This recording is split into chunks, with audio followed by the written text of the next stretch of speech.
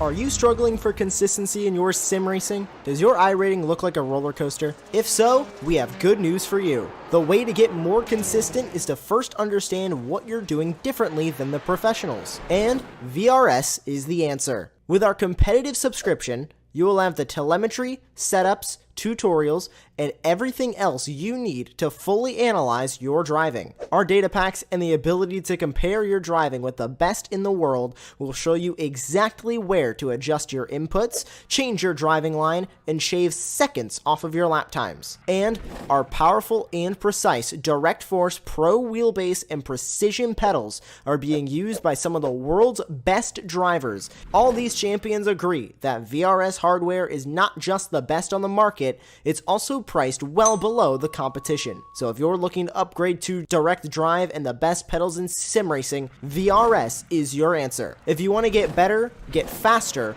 and make it happen sooner rather than later, you owe it to yourself to find out why so many people are switching to VRS. You'll be so glad that you did. Visit www.virtualracingschool.com and learn why the best use VRS.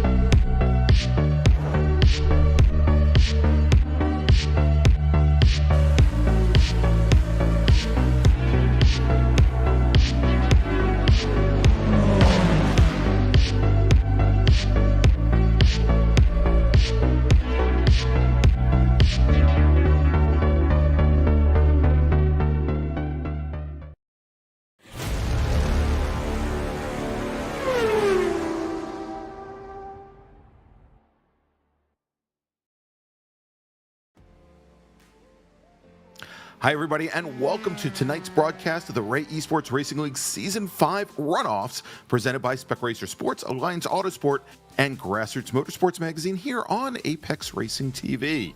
After 9 grueling weeks, we've named our regular season champions, but tonight it's the winner take all in 3 different classes well known to club racers here in the United States: Spec Miata, Spec Racer Ford, and the RE2 Formula cars. Now, 74 years ago, a sleepy little town in central New York held their very first Grand Prix on their city streets. A true street circuit, but for a myriad of reasons, the purpose-built circuit that we know today was constructed in 1956, and since 1961, it became the first permanent home of the United States Formula One Grand Prix. It's a venue known as much for its speed as for the blue Armco that still rings the track to this day, and much as it did when our drivers' heroes like Mario Andretti, Jackie Stewart, and Francois Cervert sought out the ultimate pace, and sometimes they paid the ultimate price. Tonight we travel to the mecca of North American road racing and its 3.4 miles of power and fury. Welcome everybody to Watkins Glen International. I'm Greg Ginsberg, and joining me in the commentary box on this special evening is Brian Donati with Dennis Branch in the virtual production trailer, bringing you all the great views and angles from this iconic racetrack. And what you want to do is you want to settle into that Barca Lounger, because we've got not 2, but 3 great races on tap for you tonight. First up is going to be a 25-minute dash to the checkered flag for the RE2 Formula cars, which you can see on track right now. Then we're going to have the Spec Racer Fords. They're going to battle it out, and we're going to wrap up the evening tonight with a 25-minute battle royale in Spec Miata, where the racers are going to bump draft their way, hopefully, into the record books. So, Brian, I was going through my notes, and the Ray Esports Racing League hasn't been to the Glen since our Season 3 opener. That's 2 seasons ago. And, this certainly is the place I feel that we would want to see these drivers battle it out for supremacy in the league. Yeah, you're right, Greg. 2 years ago, we saw this, as you just said, is in our opener, in our Season 3, and what a battle royal it was with the divisions that we have. Now, we're going to see all 3. This track is wide, this track is fast, and who knows what you're going to see. But I guarantee you one thing, you may have some hurt feelings at the end of tonight. Well, I'll tell you, Larry, oh my God. I'll tell you, Dennis, that last week when we were at Circuit of the Americas, there were a number of hurt feelings. Actually, that wasn't Circuit of the Americas. My gosh, I'm really losing it tonight. We were at WeatherTech Raceway Laguna Seca last week, and we had, and we'll talk about it in a second here, in both of our races, some big schmozzles, as people of the tribe might say, just going into the Andretti hairpin on the very first lap. And so, tell you what, I think this is a great opportunity as we're only about 3 minutes in to this 15-minute qualifying session. We'll do a quick little recap. And as I mentioned, we have named our regular season champions in all three classes. So let's talk briefly about that RE2 race last week at WeatherTech Raceway Laguna Seca. We had Connor Vogel on the pole. That's John Vogel's nephew.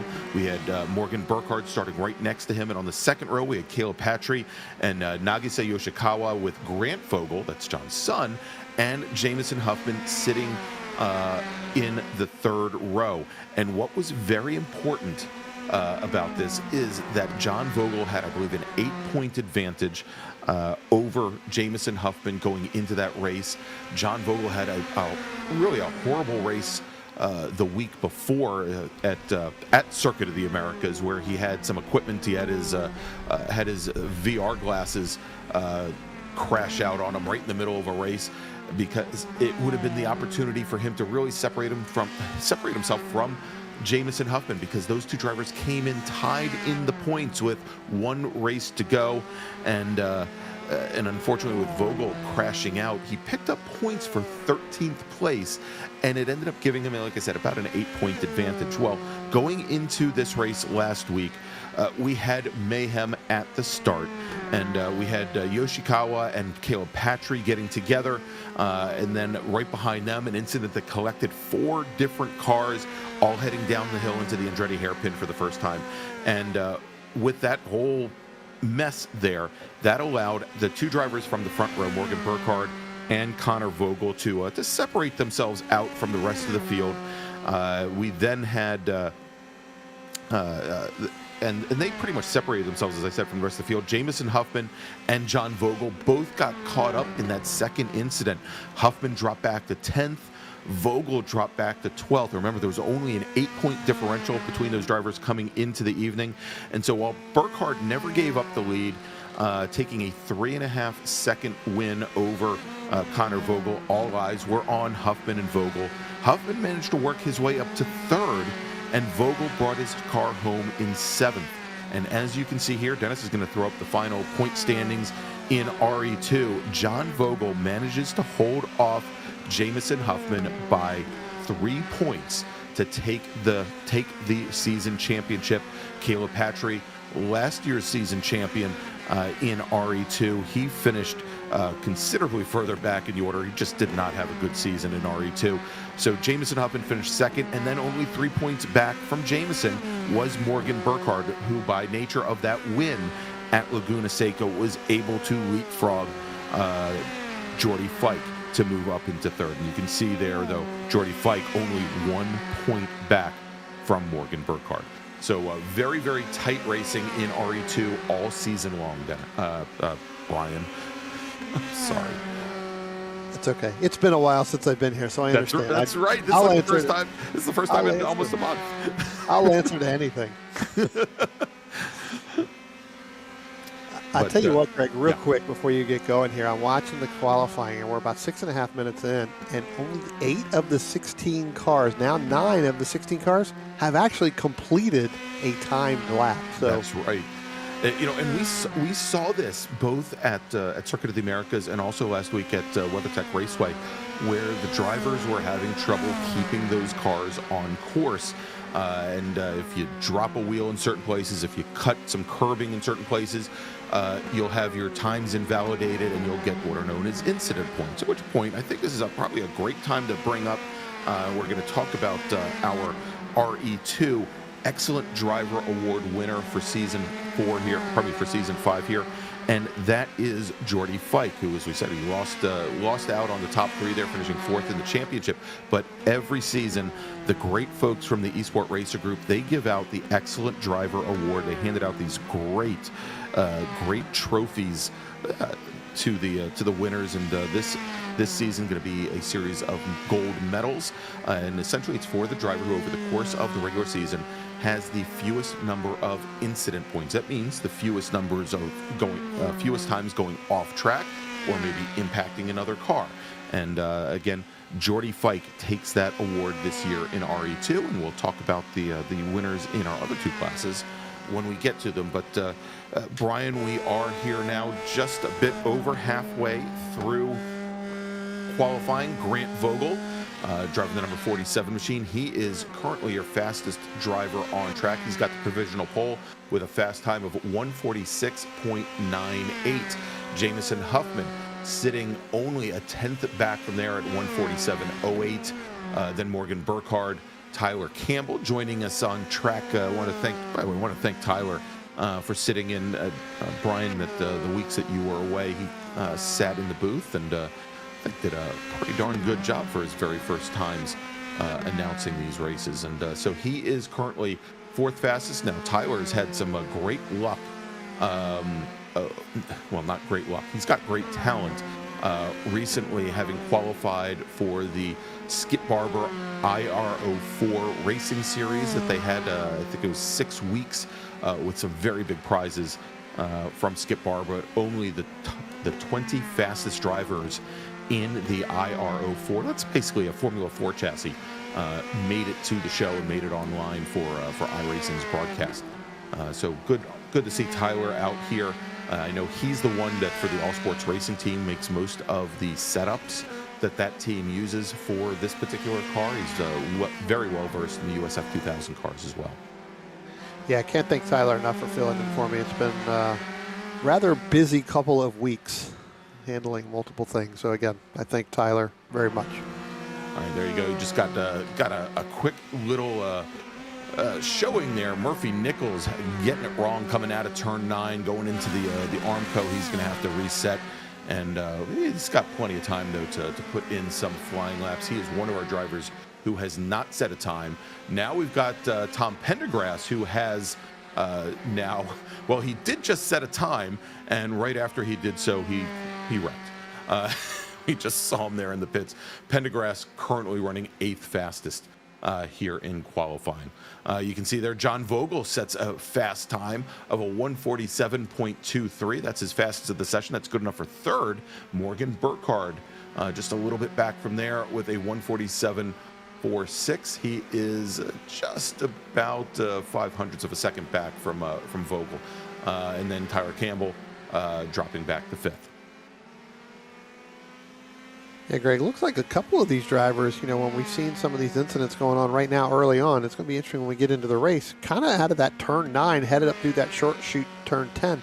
Seems like they're getting on the rumble strips there, and it's just really upsetting the car and turning them back into driver's left, into that, tearing up that blue guardrail, as we like to say. That's it. And, so one of the things that Tyler has mentioned in a couple of our broadcasts, Brian, is how poorly these cars, and there you go, there's another example, is the 47 machine. Our provisional pole sitter Grant Vogel did the exact same thing. He rode the apex curbing there, and the deal is, as Tyler has been saying with these cars, is it's very easy for them to get high centered on the curbing because of how low the under tray is on these cars. And you can see there as they come over the hill, you can see that the bodies are literally millimeters actually off the pavement, that if you ride up on those curbs, it will actually lift wheels up and around. And, especially when you've got an off-camber turn like turn 9 here, if you get those inside wheels lifted up, you've got about half the rubber that you need to keep you on track. And so we keep seeing the cars go off track right there.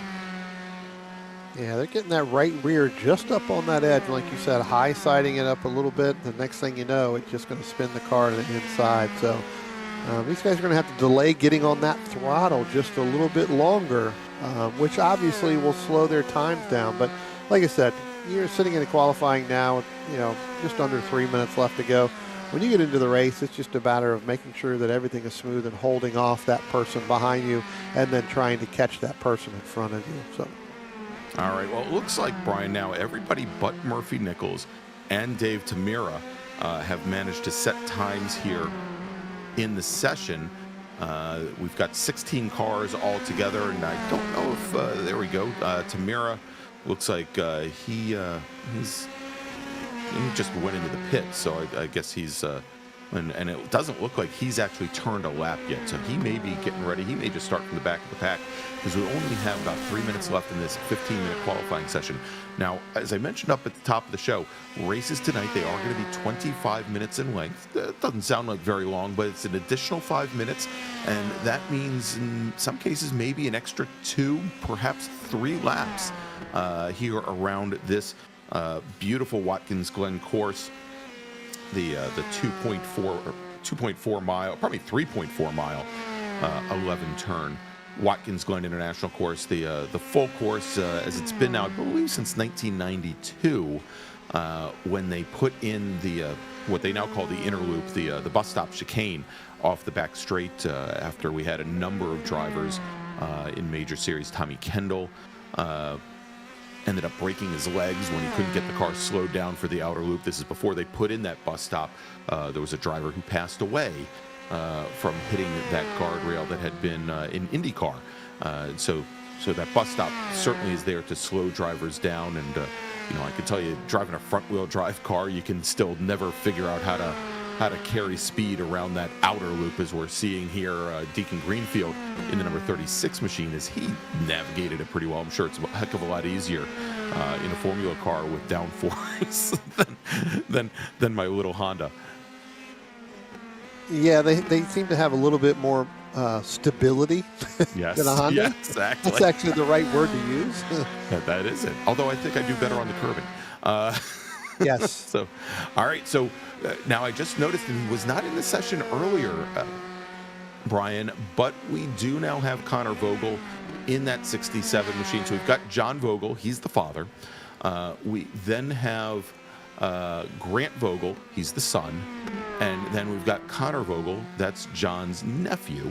Right now, John is 3rd fastest.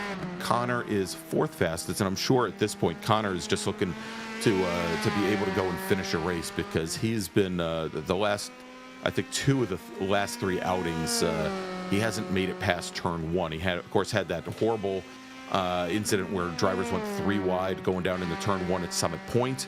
And then we had a race right after that, and he was bumped off track again, actually last week at WeatherTech Raceway, Laguna Seca. So, he's always showing very good speed in that number 67 machine. We'll just hopefully, he'll be able to run a whole race. Well, looking at the time, and we're past the allotted 15 minutes, so some people are just finishing up. So unless Thomas Pendergrass, Murphy Nichols, Charles Vaccaro, or Wayne Buttermore can outdo him, he's going to have family right there next to him. 3 out of the top 4. Yeah, look at that. Are Vogels. So hopefully none of the family takes him out, but hopefully he can get through turn 1. So hoping to see him last the entire race. And can I tell you how special that 4-wheel drift through turn 11 is that Tom Pendergrass put in there? That looked very nice. This is going to hurt. Going to hurt it somewhere. No, that was a pretty good move from Mr. Huffman. All right, so we're going to have a starting grid here in just a moment. And as we've got the drivers all going back for their pre-race briefing.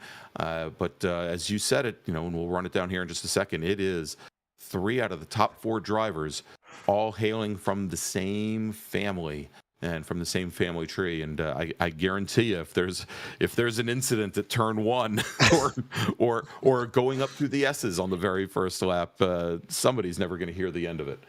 All right, so... Somebody's going to be eating Thanksgiving and Christmas dinner by themselves. That's right. I'll tell you what, Brian, as we wait for the starting grid to get formed here, wanted to mention that we're very happy to have Alliance Autosport. They have already committed. They will be one of our series sponsors next season for season 6, and they will be representing and they will be sponsoring our Formula Car series. We're going to be switching things up a little bit. Last season, back in season 4, we ran the Spec Racer Fords. This season, we're running the RE2 Formula cars, and next season we're going to be switching over to brand new on the iRacing platform, the IR04, which is essentially a Formula 4 chassis.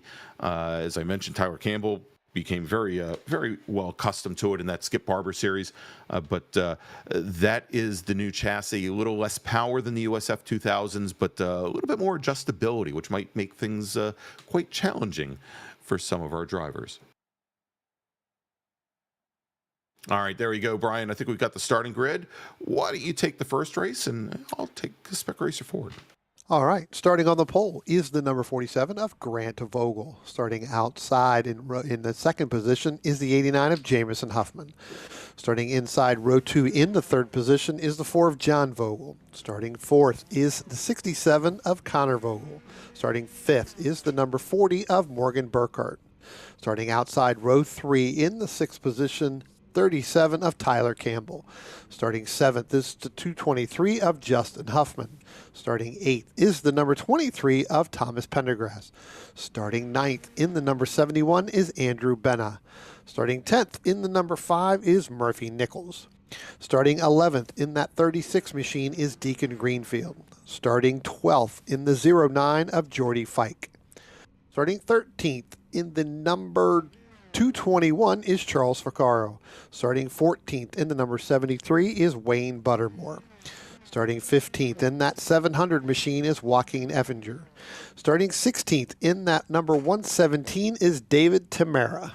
All right, and that is your 16-car field, and I haven't seen Tamara join the session yet, so he may be starting from the pit lane, or he may just not be there. So now here's something a little different. I'm a little surprised, Brian. It looks like it got set up here as a standing start. Am I right, or do we have the pace car? No, We do have the pace car. Just loading them up there. Yeah, I was going to say we're maybe just getting everything lined up there rather than on the pit road. So yeah, I saw the start lights there, and wow.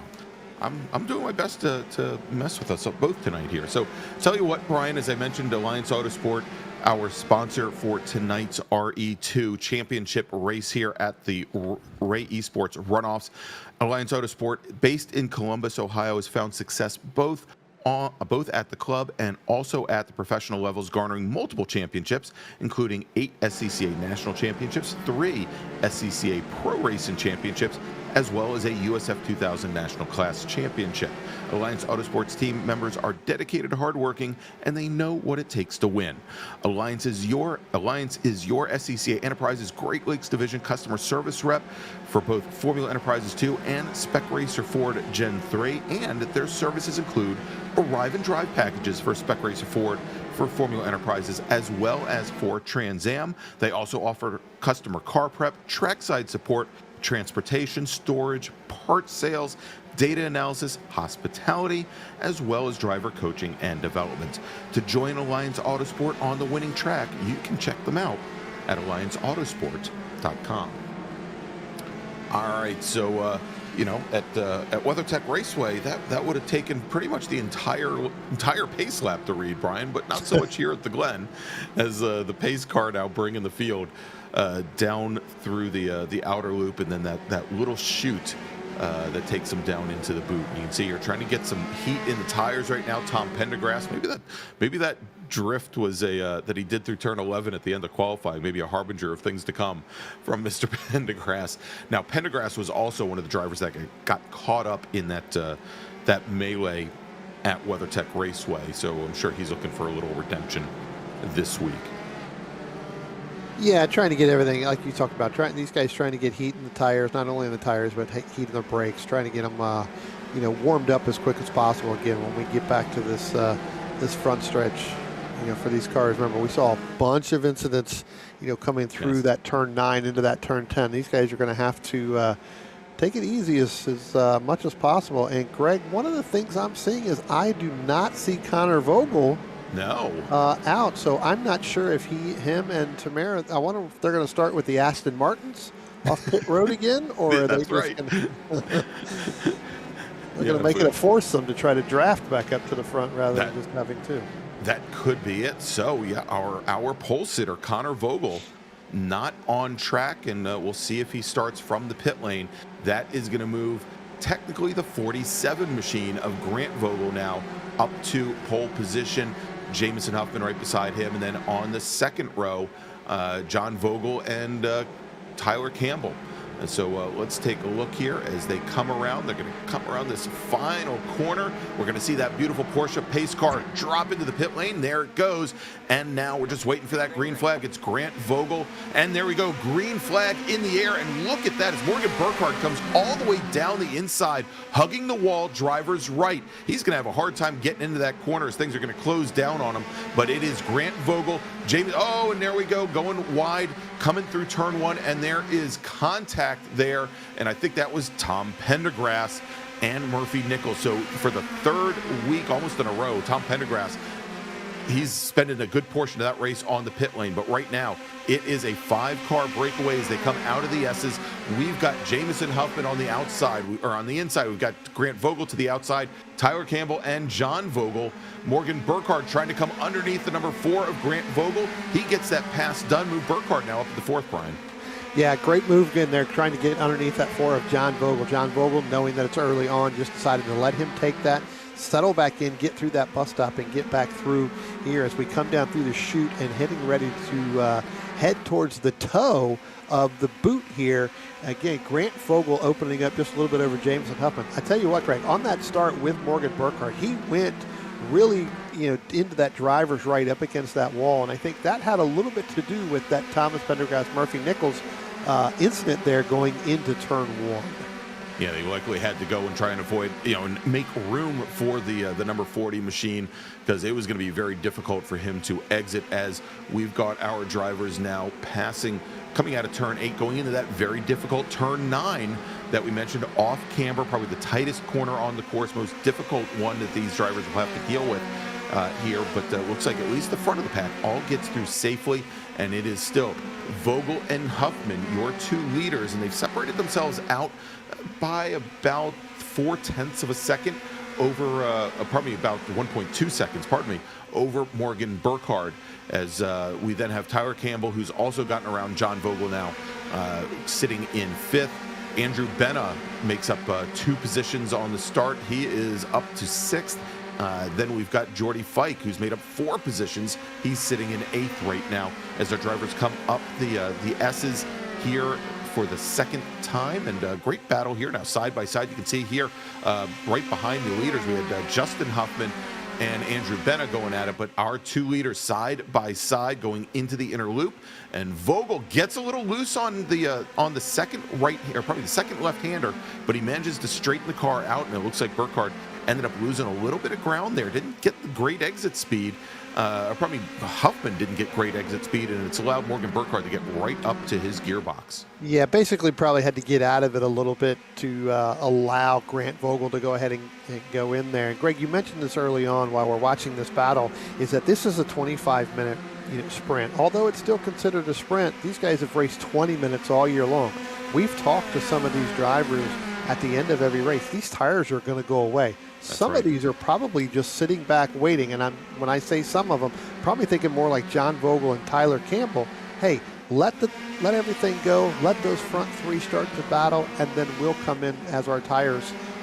We have more for them at the end of the race. Yeah, as they set up for the long run, and the leaders will come back to them, and certainly if they stay in that pack, and I would say probably at around the 18-minute mark, our top 3, Vogel, Huffman, and Burkhardt, if they're still together, will probably start pitching the car in and trying to take over positions, and that may bring both Tyler Campbell and John Vogel back into the fight. For now, I'm sure, foremost on their mind is just get in line and try to eke a lead out over the 2 cars behind them, the 37 car and the 4 car. Yeah, watching of these top 5 right here, I think the car that's got the setup right now for the early on in this race is Morgan Burkhardt. It'd be interesting to see what happens as the race goes on, especially as I mentioned with Tyler Campbell and John Vogel. As now, Greg, we start to coming up to this chicane, this bus stop there. It does look like Jameson Huffman's going to get around Grant Vogel. Grant Vogel's not going to give it up easy, but he's going to drop all the way back right now to 3rd, as he is side by side with Morgan Burkhardt, heading down to that outer loop, down into that chute. Grant Vogel really trying to come back with his front two car. Now we're going to go 3 wide through here, Greg. I don't think I've ever seen that, not even in a professional race. Nor have I ever seen 3 wide going down through turn 6, down through the chute there. But now we could see as Grant Vogel has had to drop back just a little bit. You know, I'm amazed at the pace that Vogel was able to keep going around the outside of the outer loop. But as they came through turn 7, the toe of the boot, he had to stick the car to the outside. The groove was probably had to run almost 20-30 feet more than the cars to the inside, and that allowed Tyler Campbell to slip on by. So Grant Vogel, who to start this lap was your leader, he is now sitting in 4th position, and you'll notice now that John Vogel has, with that fighting up front, John Vogel has been able to join the party as well. So we've got the 5-car breakaway from the rest of the field here. Once you get past John Vogel, about another 3.5 seconds until you get over to Justin Huffman, who races one of these cars in real life. Yeah, I tell you what, Greg, one of the things I'm going to watch out here as we're continuing to battle, dropping back just a little bit more, but here our front 5, is to watch the 47 Grant Vogel. Last time by, when they came through that outer loop and then through the chute down to the toe, there was a little bit of contact to the right, or to the left front, or the right front, excuse me, of Grant Vogel's car. Make sure that none of that toe link in there or any of those heims got bent on this car. That will upset that handling. Yeah, it could certainly do that if it gets knocked out just a little bit. But now Huffman actually getting a little whiff of dirt there, completely over the curbing on the exit of the inner loop, but he manages to hold off Morgan Burkhardt. And you know, I'm starting to think, Brian, that Burkhardt would rather be the lead car at this point here. And you see he's now trying to stick the car underneath the 89 car. But they have to. Yeah, you have to realize the more they battled out, the more they're going to keep other cars in tow. And you can already see here, just with about a half a lap here at Watkins Glen, with Huffman, Burkhardt, and Vogel not fighting it out, not going 3 wide, they've already dropped Tyler Campbell and John Vogel, with Campbell now about 1.5 seconds back from Grant Vogel. Yeah, Morgan Burkhardt does seem a little bit faster than Jamison Huffman right now, and then throw in there Grant Vogel still hanging on.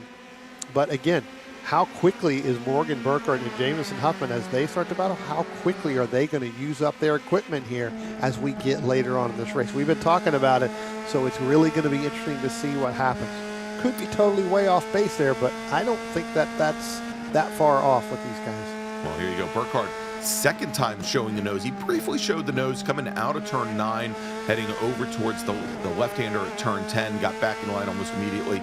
Same thing right there. I'm sure Jamison knows he's there, and knowing how these guys run, they're all in the voice chat anyhow together, so they're going to be talking it up here. But as they come out of the S's, down the back straight here once again, are we going to go 3 wide? Let's see if Vogel slots the car into the center, and he does. And what that's going to do, he moves back over. I think he's going to give the position and give the push to Burkhardt there. But now side by side coming through the bus stop. For a moment there, the 47 car looked as though he might have been able to get position from Jamison Huffman, but he drops back in line. And again, just that little bit of fight there only takes a couple of seconds, has brought both Tyler Campbell and John Vogel back into this battle. Now look at this, a little bit further back in the pack. This is the battle for 7th right now.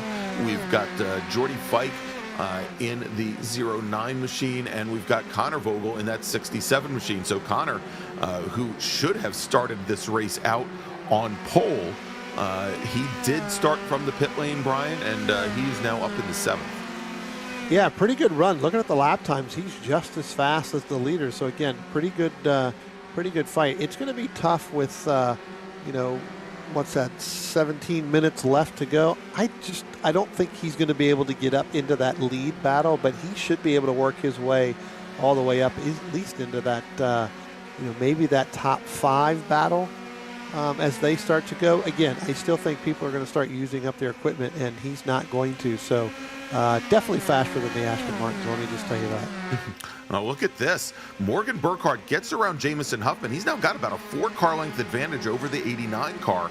We may need to go back to Dennis and see exactly how that happened with that change for the lead. And we then have Grant Vogel sitting in 3rd, Tyler Campbell, John Vogel rounding out the top 5. But again, new leader.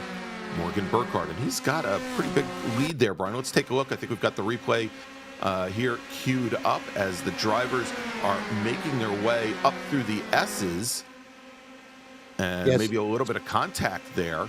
Well, this is where they went 3 wide, and Morgan Burkhardt was able to get a really good clean run, as then Jameson Huffman and Grant Vogel were side by side going through there.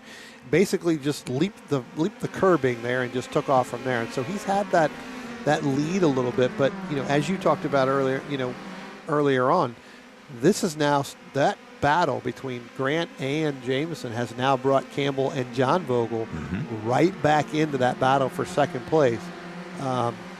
But not too far off of Morgan Burkhardt.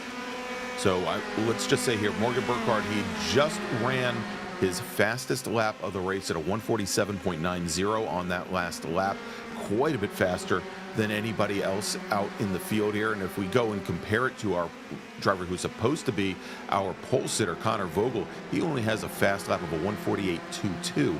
So a big differential there as our top 5 drivers come out of turn 9, ready to complete lap number 6 here at Watkins Glen. And again, reminder to everybody that we do have 2 more races coming up tonight. Second race of the evening going to be Spec Racer Ford, and we're going to round things out tonight with the Spec Miatas, the Mazda MX-5, so you don't want to miss it. And if you like what you see here tonight, and you can see past all of my mistakes, go ahead and give us a thumbs up, and if you haven't done so already, go ahead and subscribe to Apex Racing TV. Click on that notification bell so you can find out about all the great motorsports action that Apex Racing TV has for you. All right, so we've got our leaders now coming up through the S's, Brian, and starting to stretch out just a little bit. Yeah, as we reset the field here, Morgan Burkhardt opening up about a second over the 89 of Jameson Huffman, then just less than maybe a car length and a half, Grant Vogel, Tyler Campbell, and then John Vogel. That's your top 5 as they start to head through the outer loop here down into that chute. I tell you what, it's definitely going to be a battle. We talked about this in our opening, Greg. This thing is wide. We've seen 3 wide cars going into it. I've never seen 3 wide cars, especially through this chute and down through the toe. I've seen 3 wide. They don't come out. Yeah, right? they go in 3 wide. They come out usually 1 wide. Right. All right, now going down side by side, we've got the 67 of Connor Vogel. He's going to take a position from Jameson Huffman. So move Vogel now up into 6th position. Move Huffman, father of Jameson, that's Justin, back in the 7th. Yeah, 6 seconds behind this top 5, Greg. But I tell you what, if this top 5 starts to battle, look for Connor Vogel to jump in there. I know I said that I didn't think he would maybe make it in time, but I think he could end up battling as they're starting to come down through, turn 9 now, headed up into turn 10, and now Connor Vogel just now coming up out of turn 9 and headed up there. So he's not that far back. No, he's not. So we'll have to see when these guys start to battle a little bit. But Morgan Burkhardt opening up that 1.3, 1.4 second lead over Jameson Huffman. Yeah, so likely he has worked himself clear of the ability for Jameson Huffman to get a draft off the back of that number 40 car. But you can see there the 47 machine of Grant Vogel. He is now starting to get a little antsy himself. Jameson Huffman with both Grant and I think he's got Tyler Campbell right back behind him. But now you can see making their way out of the S's, going down the back straight. Grant Vogel now side by side and gets a much better run than Jameson Huffman does. And if he can hold on to this, he will now work his way back up into 2nd position. And then here we go, a little bit further back in the pack. Charles Vaccaro in the 221 machine, and Deacon Greenfield in the white and blue number 36 machine. They're going to go into the bus stop side by side, Brian. Yeah, going side by side. Vaccaro gets a little bit loose going through the bus stop, through that chicane, but able to hold on to it. He's going to pull out by about a car length over Greenfield. But again, good battle right there for the 9th position as both of those guys go side by side. And we'll continue to now move up to the front of the field, and you can see Grant Vogel, once he made his way past the 89 car, he has now opened up about a 4 car length advantage, but he runs very wide coming out of the heel of the boot, goes into the grass. Now, Brian, we've seen races where the MX-5s go wide there. Oh, and coming out of turn 9, got the curbing, Brian. We talked about it in qualifying, and there you go, Grant Vogel his race. He's going to try and get that car back to the pits. If he can, he'll get a fast repair, and he should be able to get back on track fairly quickly. But Grant Vogel, who, as you were saying, he had the pace, and unfortunately, turn 9 gets him caught out. Let's take a look at the replay. Yeah, it's kind of the ending of the replay, but as if we go back a little bit further, that's trying to catch that apex just too quick. And Here then, we go. Yeah, just caught it at a bad, got that right rear on that grass, and that car just spun around, had nowhere to go. And we talked about that during qualifying. I've seen numerous cars do that. You almost have to delay there. Even if you get that tire on the grass a little bit, you delay just a little bit longer with that throttle, you may be able to come out of it. Unfortunately, he did not. And now we got more cars going through the grass through the chicane there, Greg. That looks like that is going to be... That was Jamison Huffman. That was Jamison Huffman, yeah. Yeah, who went through the first part of the bus stop sideways, and he now is going to find himself in 4th position as he now gives up 2 positions to Tyler Campbell and John Vogel. It's also, if we recap the field here, Morgan Burkhardt, your leader, margin right now over 3 seconds on the rest of the field. This is looking very much like what we had last week at WeatherTech Raceway, Laguna Seca. Tyler Campbell now in 2nd position in the black number 37 machine with John Vogel right behind. And, I think the one thing here, Brian, all season long with John Vogel, who's our regular season champion in that number 4 Carrier air conditioning machine, is he's been very opportunistic. He gets it. Oh, Tyler Campbell grabs a lot of grass, and he's able to straighten it out, but he's going to lose some momentum. Vogel might find his way up into 2nd position here as they're going to go now side by side in the turn 11, and I think Campbell wisely kind of got out of the throttle just for a second because I think he realized if he went side by side with Vogel through turn 11, they were going to just watch Huffman drive on by, and I think right back behind them, we just saw driver put up a lot of tire smoke. I don't know if that was Justin Huffman, but I think it was, and it looks like he might have recovered the car. But what I was going to say is that John Vogel there in that number 4 machine, he has been opportunistic all season long. He has himself typically, when he's not having equipment issues, in the right place. Oh, and there he goes. Did he get a tap as John Vogel comes up through the S's? Hits the Armco, that blue Armco driver's right, comes back across to the left. John Vogel's day now likely done. That moves Jamison Huffman up into 2nd and Tyler Campbell back to 3rd. And, let's take a look at the replay here, Brian, is because as I'm talking about Vogel being opportunistic and being in the right place at the wrong time, or the right place at the right time, I think he got tapped around by Tyler Campbell there, Brian. Yeah, I don't think that was it really. I think Tyler was looking to make a move to go driver's right to probably, suck up and get around him. But then Jamison Huffman happened to be there as they came off that corner and head down that straight. Basically, probably had nowhere to go. Tried to get off of it, but just couldn't. But definitely some contact there to spin him around. Yeah, so unfortunately for John Vogel, who's our regular season champion, he is not going to be able to contend for the championship here at the runoffs. Unfortunate for him. As I said, he's always in the right place at the right time. That time, unfortunately, not in the right place and at the very wrong time. All right, let's take a look here as we're watching this battle that continues on. This has been a great little battle here, Brian, between Deacon Greenfield, who maybe doesn't see what everybody else at the front of the field is doing by what happens when they drop their wheels into the grass over there coming out of turn 9. But Greenfield currently running 7th. That's 4 positions up from his start. Charles Vaccaro just ahead of him in that red, blue, and white number 221 machine. Vaccaro has made up 7 positions already so far, as well as has Jordy Fike, which is the next car up the line.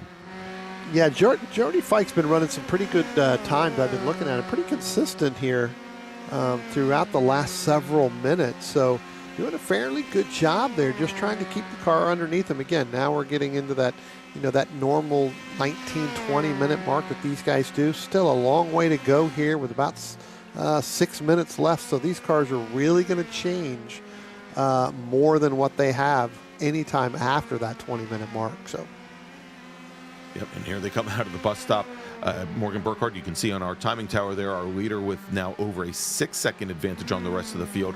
But this has been a great battle as Greenfield has been trying to find his way around the 221 machine, and Vaccaro, I wouldn't say what he's doing is running a defensive race at all. I think he's just running pretty much his normal lines, and maybe he cheats over a half a foot or something just to make things more difficult for the 36 car. But he's got similar pace. And the thing about Watkins Glen is there, for cars like this, there are not a great number of places to pass. The bus stop probably being one of them. All right, let's take a look here. We've got Grant Vogel. He is back out on course. He was able to get the car into the, oh my gosh.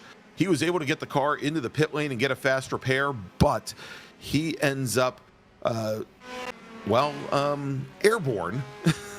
And now I think it's safe to say that Connor Vogel will likely be joining John Vogel, watching the rest of this race from the pit wall.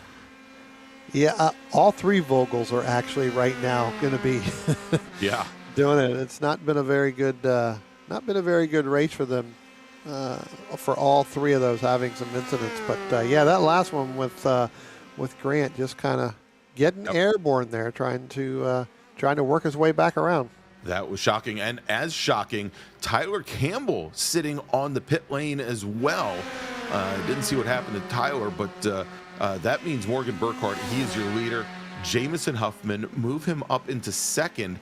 Move Justin Huffman into third. And, right now, Jordy Fike driving all by himself there, just ahead of these two drivers.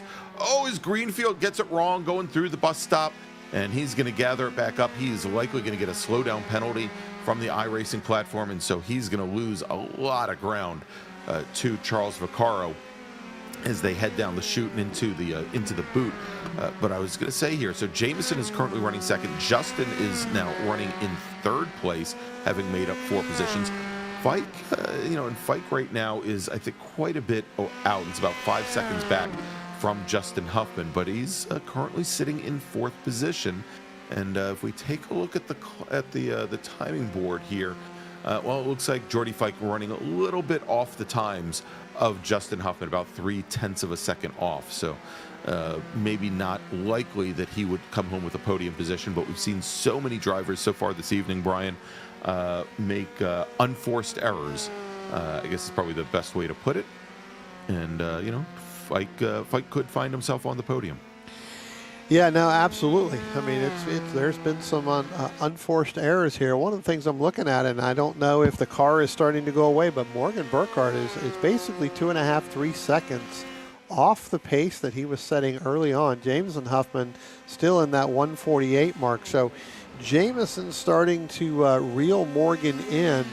It was about a 5.5 seconds, so we'll have to see. As they are teammates, it could be that Morgan is waiting for Jamison to have that battle there at the end. I wouldn't think so, but he's claimed about 3 seconds on that lead, with Morgan Burkhardt. So, last time by 1:50 for Burkhardt, 1:48.5 for Jamison Huffman. So, as you said, about 1.5 seconds here, and that's indeed Huffman is definitely closing it down. And Brian, I would not doubt for a minute that's kind of what was going through Morgan Burkhardt's mind. Matter of fact, I think they did that a couple of races ago in the MX-5s in the Spec Miata. So here we go, and you can see now only 0.8 of a second separate our leader Burkhardt from our second place runner Jamison Huffman, and definitely Huffman could probably get a couple whiffs of the draft here as they come through turn 9. Neither driver drops a wheel, and only a couple more corners here as we are now at just about the 23.5 minute mark. So what's that, about 1.5 minutes left to go here, and that means we should be getting the white flag as our drivers come by onto the front straight. We'll see here, they're crossing the stripe. Jamison Huffman, he gets around Morgan Burkhardt, and indeed white flag is in the air. We are on the final lap. Let's see what Burkhardt has. Maybe the other possibility here, Brian, is perhaps Burkhardt did not put enough fuel in the car, and he's been kind of soft pedaling for the last lap or so that he can get the car to the checkered flag. But we shall see here as Burkhardt now drafting all the way up onto the back of the 89 machine. The 89 machine of Huffman staying driver's right to defend as they come into the bus stop. And once again, oh, damage as Huffman comes sliding across the bus stop. And you'll see here, and it's actually reattached. It looked as though Morgan Burkhardt's front wing got snapped to one of the sides there, but it looks like it's all there now. I don't know, but Morgan Burkhardt comes out of the bus stop, your leader, but it looks like he's having some handling issues there, Brian. Yeah, it looks like he's going to do it, but I think that, but you're right. Jameson lost his wing, but now it's reattached, so he's going to be back a little bit further.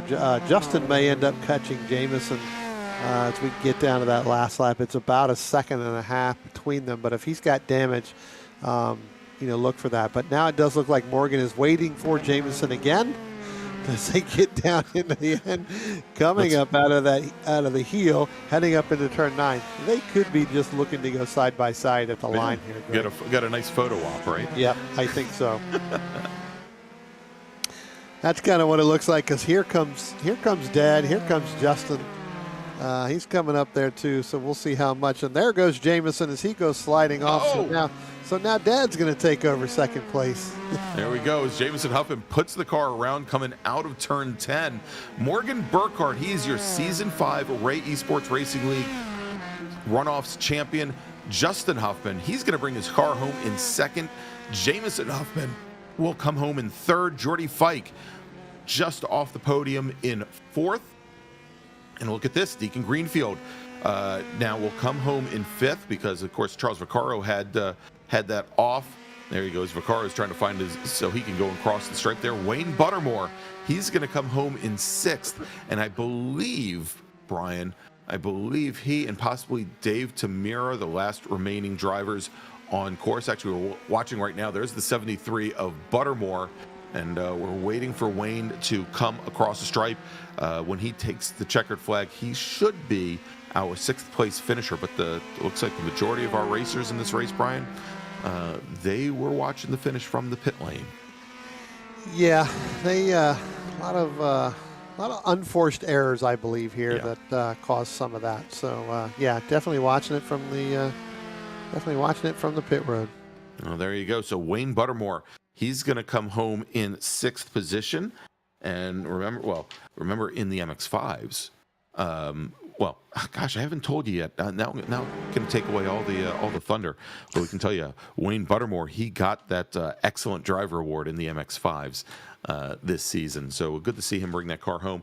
All right, let's see, Brian. Let's see if we've got some folks lined up, and indeed we do. Why don't we talk to Morgan Burkhardt, driver of the number 40 All Sports Racing Machine, our Season 5 Runoffs champion. Morgan Burkhardt, I tell you what, congratulations. What a run. I'm hearing that you may have been out of fuel at the end. Yeah. With about 3 laps to go, I looked down and had about 2.3 laps of estimated fuel. So just I have a big gap. Let's just put the clutch in, coast into every single corner, and short shift before the lights even come on. Just save every ounce of fuel that I can across the line with about 0.1. And made it to the top of the S's on the cooldown laps. Well, I tell you what, let's real quick, let's talk about the middle part of that race, or really the beginning of that race, and then the middle part pretty quickly. So on the start, you got a really good jump. You guys started to really push the issue with the Vogels and try to get out in front. Was that part of the plan to try to get out in front, or did it just happen because you got a really good start on that race? We didn't really have a plan, to be honest. It was kind of just go out and drive, and we saw the good starts that we had, so we kind of just tried to use it and maybe force the Vogel's hands and see if we could put us in front. Well, I tell you what, without having a plan, it actually worked, and I was glad you're able to save enough fuel there, between the battle between you and your teammate. I tell you what, winning the runoffs here at Watkins Glen's got to be such an honor. Who do you want to thank, not only for tonight, but for this year getting through with this?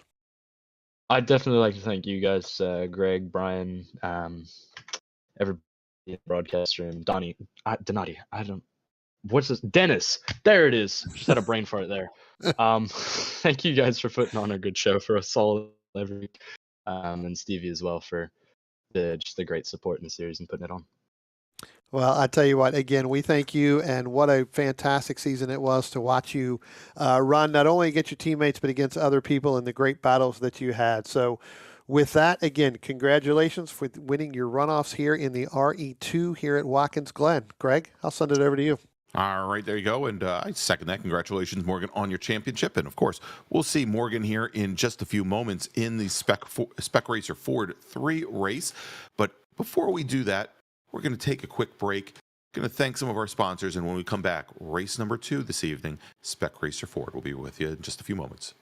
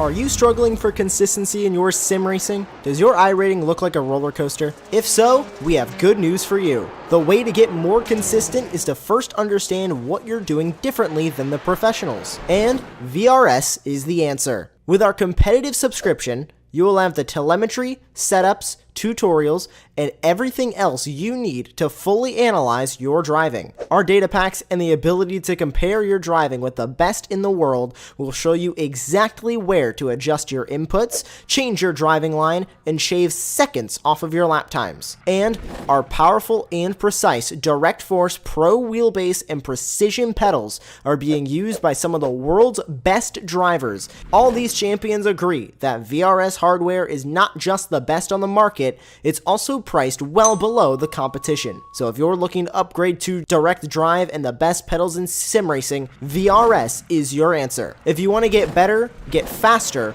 and make it happen sooner rather than later, you owe it to yourself to find out why so many people are switching to VRS. You'll be so glad that you did. Visit www.virtualracingschool.com and learn why the best use VRS.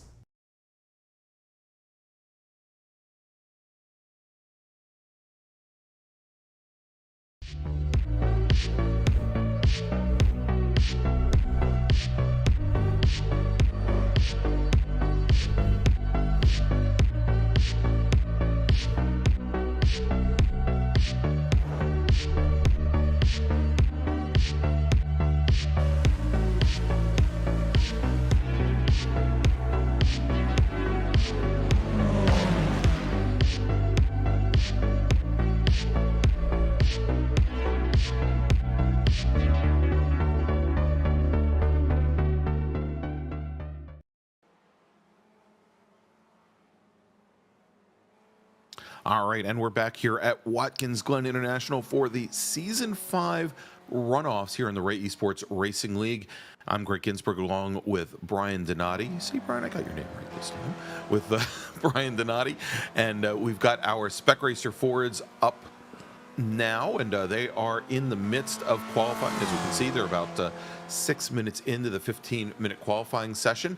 I believe we've got 4 drivers that have set times already, and 1, 2, 3, 4, 5, 6, 7, 8, about another 9 cars or so ready to go. So it's gonna be somewhat of a small Spec Racer Ford field here, but we've got the folks that definitely know how to drive them. Of course, we've got Morgan Burkhardt back. John Wilson making a triumphant return here in the number 89 machine. John Vogel off of his disappointing RE2 races joining us as well. And we have Brian, I don't know if you remember that great finish that we had at Summit Point Raceway a couple weeks ago between Zihao Liu and Wan Chi Lin. They were side by side. Guys, if you want to check it out, you can go to iRacing's Top 10 for April. Go ahead and search for it on YouTube, and you'll be able to find the finish right there as they were side by side for almost the entire last lap at Summit Point, with Zihao Liu taking the win over Wan Chi Lin. Great time there. But again, great runners here, and we have again some drivers that are perhaps having some issues setting laps here as they're getting offs and having times invalidated. But we still have about half of this qualifying session yet to go. Let's quickly take a look at our regular season championship point standings, as the last Spec Racer Ford race was actually 2 weeks ago at the Circuit of the Americas, won by Caleb Patry, with Morgan Burkhardt and Murphy Nichols rounding out the top 3. And so for the second season in a row, Caleb Patry, he is your regular season champion in Spec Racer Ford with a total of 124 points. Morgan Burkhardt finishes second with 109, and then Jamison Huffman finishes just 4 points ahead of Jordy Fike, taking the 3rd spot. And as you can see there, from 3rd pretty much all the way back to the order, some real close running. But congratulations to Caleb Patry, who for the second season in a row is your Ray Esports Racing League Spec Racer Ford champion. And we'll see here, we're trying to take a look and if we even have Caleb Patry, and I don't believe we do.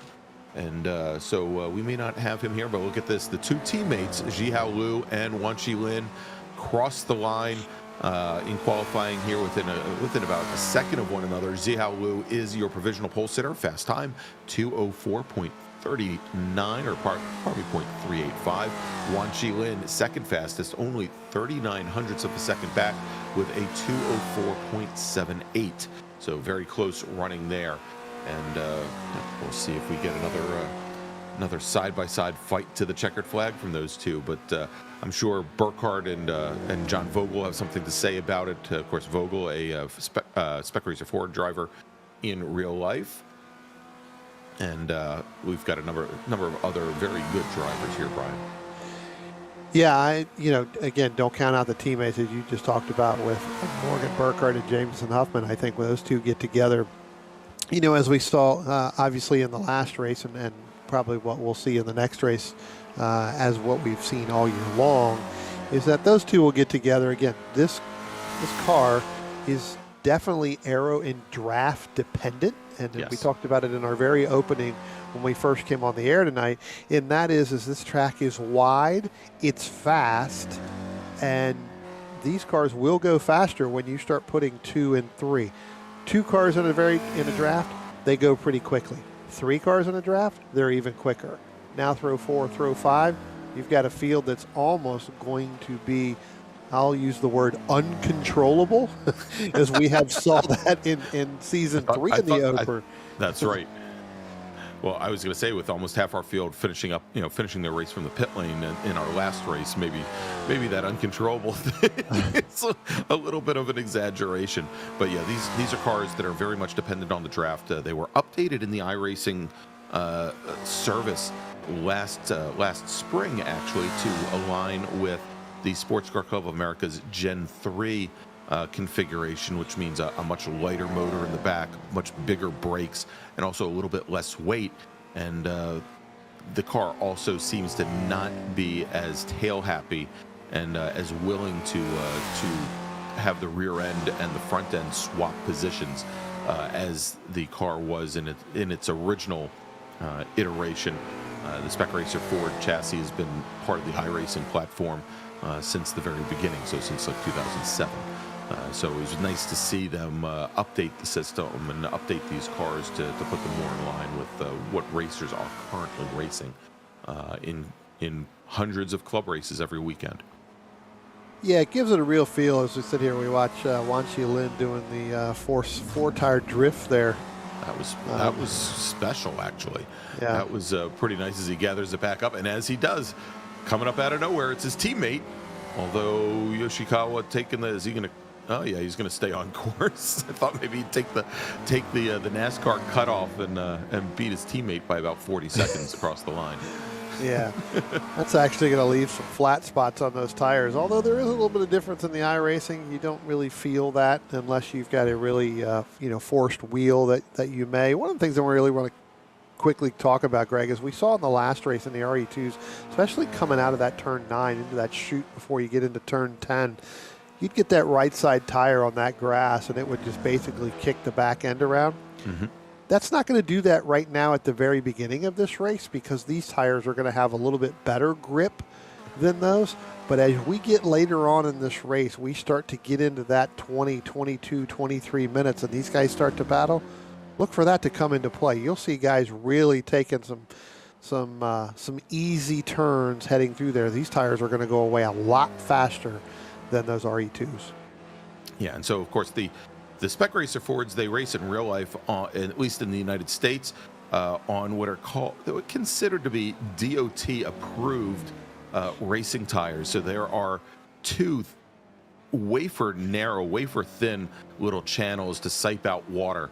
But they are as close as you could get to being in a real slick. But because of the construction of the tire and the rubber that they use, they will come up to temperature much more quickly than the true racing slicks that we saw on the Formula cars a little bit earlier. But so you'll likely see these drivers maybe on the pace lap tossing the cars around a little bit more, trying to get heat in the tires and heat in the brakes and in the equipment here. All right, let's take a look here as Jihao Liu and Wan Chi Lin are coming back up onto the bus stop. Let's see how Lin does it this time by. If he can keep the rear end under him, and he does indeed. And I'll tell you, Brian, as we've got now just about a minute and a half left to go here in qualifying, while we're talking about tires and such, Morgan Burkhardt put his car, the number 40 machine, onto provisional pole fast time. 204.220. Next fastest driver is Jihao Liu, and Wan Chi Lin currently third fastest. And as they come up behind the 194 car, I don't think that they are going to, in the 194, that is, I believe, Brian Schmaltz, who's currently our fourth fastest driver. I don't think that is going to net either Liu or Lin a faster lap time, as we now have Schmaltz let them by. All right, so let's take a look here. Dennis and Brian, we talked about the Excellent Driver Awards, and for this season, for season 5, taking the medal, taking the award for the excellent driver, the driver with the least number of incident points over the course of the regular season, Brian Schmaltz. There he is in that number 194 machine. So congratulations, Brian. Wear your medal with pride. And thank you once again to the Esports Racer Group for providing the Excellent Driver Award for the second season in a row. All right, well, there we go. Checkered flag is out. Last flying laps will count. And you see there, look at that, Brian. Zhao Liu takes the pole away from Morgan Burkhardt. With Wan Chi Lin, he's going to start on the inside of row 2, and then Brian Schmaltz. Yeah, I tell you what, when you were talking there and you had made that comment regarding Liu and Lin, that was the actual lap that helped him get around Morgan Burkhardt for that P1. So they were able to get past the line before that 15-minute mark. So these laps are going to count.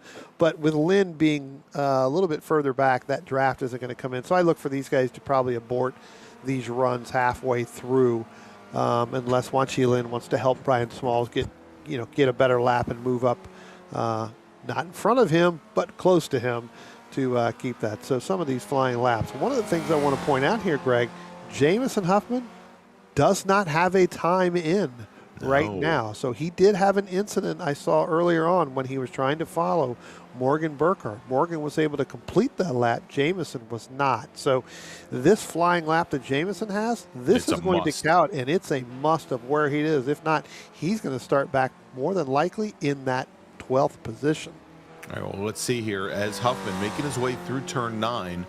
And, again, in the RE2 race, he had some issues staying on track. That drive-through penalty that he would have been assessed would have been based on the number of incident points that he had collected. But let's see here, one more corner to go. Coming through turn 11 and onto the front straight. Gets right up to the wall there, Brian, right up to that safer barrier at the exit of 11. And let's see if he can improve. And indeed he does. He improves to 5th fastest. So he's going to start on the inside of row number 3, likely next to John Vogel. And let's take a look here as we've got Jihao Liu and Wan Chi Lin as they come on their final flying lap. Let's see if Wan Chi Lin can get around Morgan Burkhardt and set up onto the front row. And I don't believe he does. Actually, he does go faster that time, Brian, but he turns in a 2:04.36. So 14 hundredths of a second off of Morgan Burkhardt's time. So Burkhardt, and we'll run down the grid here in just a moment, is going to hold on to that spot on the outside of the front row. All right, so we'll have our starting grid here in just a brief moment, Brian. But well, actually, we'll read the spot after we bring these up. But I want to definitely thank the great folks at Spec Racer Sports, our sponsor for this year, and they have for 2 seasons, maybe not year, but season, and they have been very good to us for the last 2 seasons, and we're hoping to bring them back with us for season number 6. Don't have anything definite at the moment, but hopefully we'll be able to make an announcement on that soon enough. As I'll take this one, as Jihao Liu is your pole sitter from High G Sim Racing with a time of 2:04.184. Morgan Burkhardt, 35 thousandths of a second off of Liu's time. He's going to start on the outside of row number 1. Wan Chi Lin is going to start 3rd in the number 30 machine, that orange and yellow machine. Then we've got Brian Schmaltz in the 194 machine. Jamison Huffman, you saw it here. He, on his very last lap, he was able to put in the 5th fastest time. He's going to start on the inside of row number 3 with John Vogel in the number 4 machine, starting right next to him. Then we've got Justin Huffman and John Wilson. They'll make up row number 4. Deacon Greenfield will start 9th with Jordy Fike right next to him in the number 09 car, starting in 10th. Charles Vaccaro will start 11th today with Nagisa Yoshikawa starting in 12th. And then we've got the drivers who did not put in times. We've got Murphy Nichols starting 13th, Andrew Benna starting 14th, and Joaquin Effinger scheduled to start in 15th position, rounding out the rest of the field. And looks as though we have all of our drivers here on the grid, Brian. Indeed we do, as the pace car starts to roll off, and will lead our field around this 3.4 mile 11 turn course. And while he or she is doing that, let's tell you a little bit about our sponsor for tonight's race, and that is Spec Racer Sports, whose mission is to fuel and support your addiction to road racing. They feel that the way to accomplish this is by providing exceptional customer support, the parts and services you need and when you need them, and providing them at a fair and competitive price. Spec Racer Sports currently stables Spec Racer Fords and offers them as rental cars that are exceptionally prepared. They're located trackside at Motorsports Ranch Houston and have access to the track for a rental or a test drive. Anything you want can be easily arranged. In addition to new car sales, storage, and support, they offer a complement of technical services such as chassis dyno work, driver coaching, and fabrication. And of course, they offer these services at very competitive rates. To find out more about Spec Racer Sports and their services, head on over to specracersports.com. All right, Brian, and apparently either the pace car is moving more slowly for the Spec Racers compared to the RE2 racers, or maybe that's about just a little bit shorter. I don't know, but we still got about half the course here. And so, the thing, Brian, I wanted to bring up even during the last race, most of the passes that we see happening here at Watkins Glen, again, it's a very fast track. it's really designed to promote speed. That you've got most of the corners here, with the exception of turn 9. They're heavily cambered. You can get the car into a, I guess in NASCAR speak, into a groove going into some of these corners, and it's almost like it sucks you in and then pushes you out, it can feel very satisfying. But because of that, this track, as fast as it is, there are only a limited number of places where people will typically pass. One of them, of course, and we saw it a number of times, is going into that bus stop, because it's a fairly hard braking moment. And then also at the heel of the boot going into turn number 8. But the challenge here at Watkins Glen, of course, is to not throw away that momentum that you may have built up. And if you try and shove the car in what is either a fast corner or exiting onto a long straight, you could not only hurt a lap time, you could end up getting bum rushed by like 3 or 4 different cars. Yeah, no, absolutely, Greg. That's a pretty good explanation of exactly what happens. Most of these guys in some of these, in watching these, as you talked about, with this high speed in some of these turns, they'll back that turn up a little bit, where they'll get off just a little bit sooner than what they normally would by diving in there, getting on the brake, and turning the car either left or right. So if they back that up, that gives them a little bit more momentum, especially in these cars, because you have to keep the momentum and the RPMs up in order to keep that. They'll back it up and then get through the corner. So they'll work from the corner, they'll work from the apex out rather than working on entry, more or less. That'll make the car go a little bit faster. Yeah, exactly, Brian. And of course, as our pace car now brings the field, Zhao Lu and Morgan Burkhardt are around the final corner, around 11. Pace car is going to pit in here in just a moment. Wanted to say, of course, these cars, they've got 1.6 liter naturally aspirated motors, Brian. They don't put out a ton of power and a ton of torque, but we're going to see what they can do here from Watkins Glen as the green flag is in the air. And you can see Jamison Huffman trying to push Wan Chi Lin in that orange and white machine up into the lead. And as we have 3 cars going through the first turn, Wan Chi Lin gets spun around, and we've got a lot of carnage here. Looks like Deacon Greenfield got involved. Looks as though Justin Huffman has picked up a cone. The 98 machine and Nagisa Yoshikawa, he is involved. And now the field all spread out, and it is 3-4 cars at the front. It's Jihao Lu, our pole sitter. It's Morgan Burkhardt. We've got Brian Schmaltz there in the 194 machine. He's going to try and come up to the inside and try and pick up a position here going into the bus stop, but it's going to have to slot into third. And then, again, the driver is always in the right place at the right time. It's the number 4 machine of John Vogel. He's going to slot in right behind Brian Schmaltz, and doesn't look like Jamison Huffman is all that far behind. But the field already with a lot of drivers now sitting pretty far back at the end. Let's take a look at the replay from that start, Brian. Yeah, I tell you what, Greg, I'm not sure what Lou was doing, but he moved all the way over to driver's right like he wanted Wan Chi Lin to get ahead of him, and then that just kind of stacked everybody up, and then it looks like Jamison Huffman was the one who actually got into Wan Chi Lin because he had to take evasive action. Again, Lou looks like he moved down to driver's right. Not sure why he had Wan Chi Lin on his rear bumper there. Yeah, I don't know. I know these two are teammates, so they may have been trying to work together just from the start of the race, but obviously it didn't work out well as we've got that Wan Chi Lin now sitting in 11th. Should also mention, as part of that melee there, Charles Vaccaro, the number 221 machine. He was in that red and blue Spec Racer Ford. He is currently getting towed back to the pit lane. Hopefully we'll see him a little bit later on in this race, but right now it is Yahao Lu with Morgan Burkhardt, and they've managed to break away just a little bit from the 194 machine of Brian Schmaltz, who has both John Vogel and Jamison Huffman right behind him, and that was a great view of the gearbox.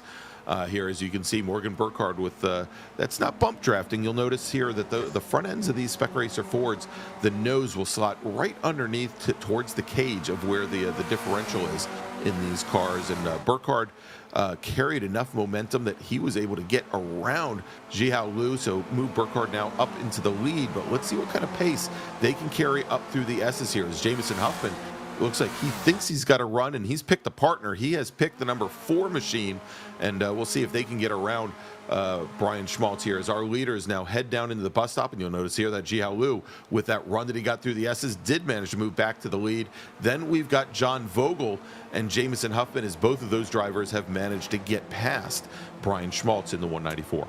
Yeah, I tell you what, Greg, on that last one by, when we were watching him going into turn one, Morgan Burkhart got a great run. It looked like he backed up that corner, worked on that entry, or worked on that apex out, as I was talking about momentarily right before the race started, and all of a sudden he got a heck of a run. But Lou is so much faster coming off the corner. I think that's where you're going to see a battle here, and these two could end up pulling away as John Vogel, Jamison Huffman, and Brian Schmalz, they start to battle for that third and fourth position.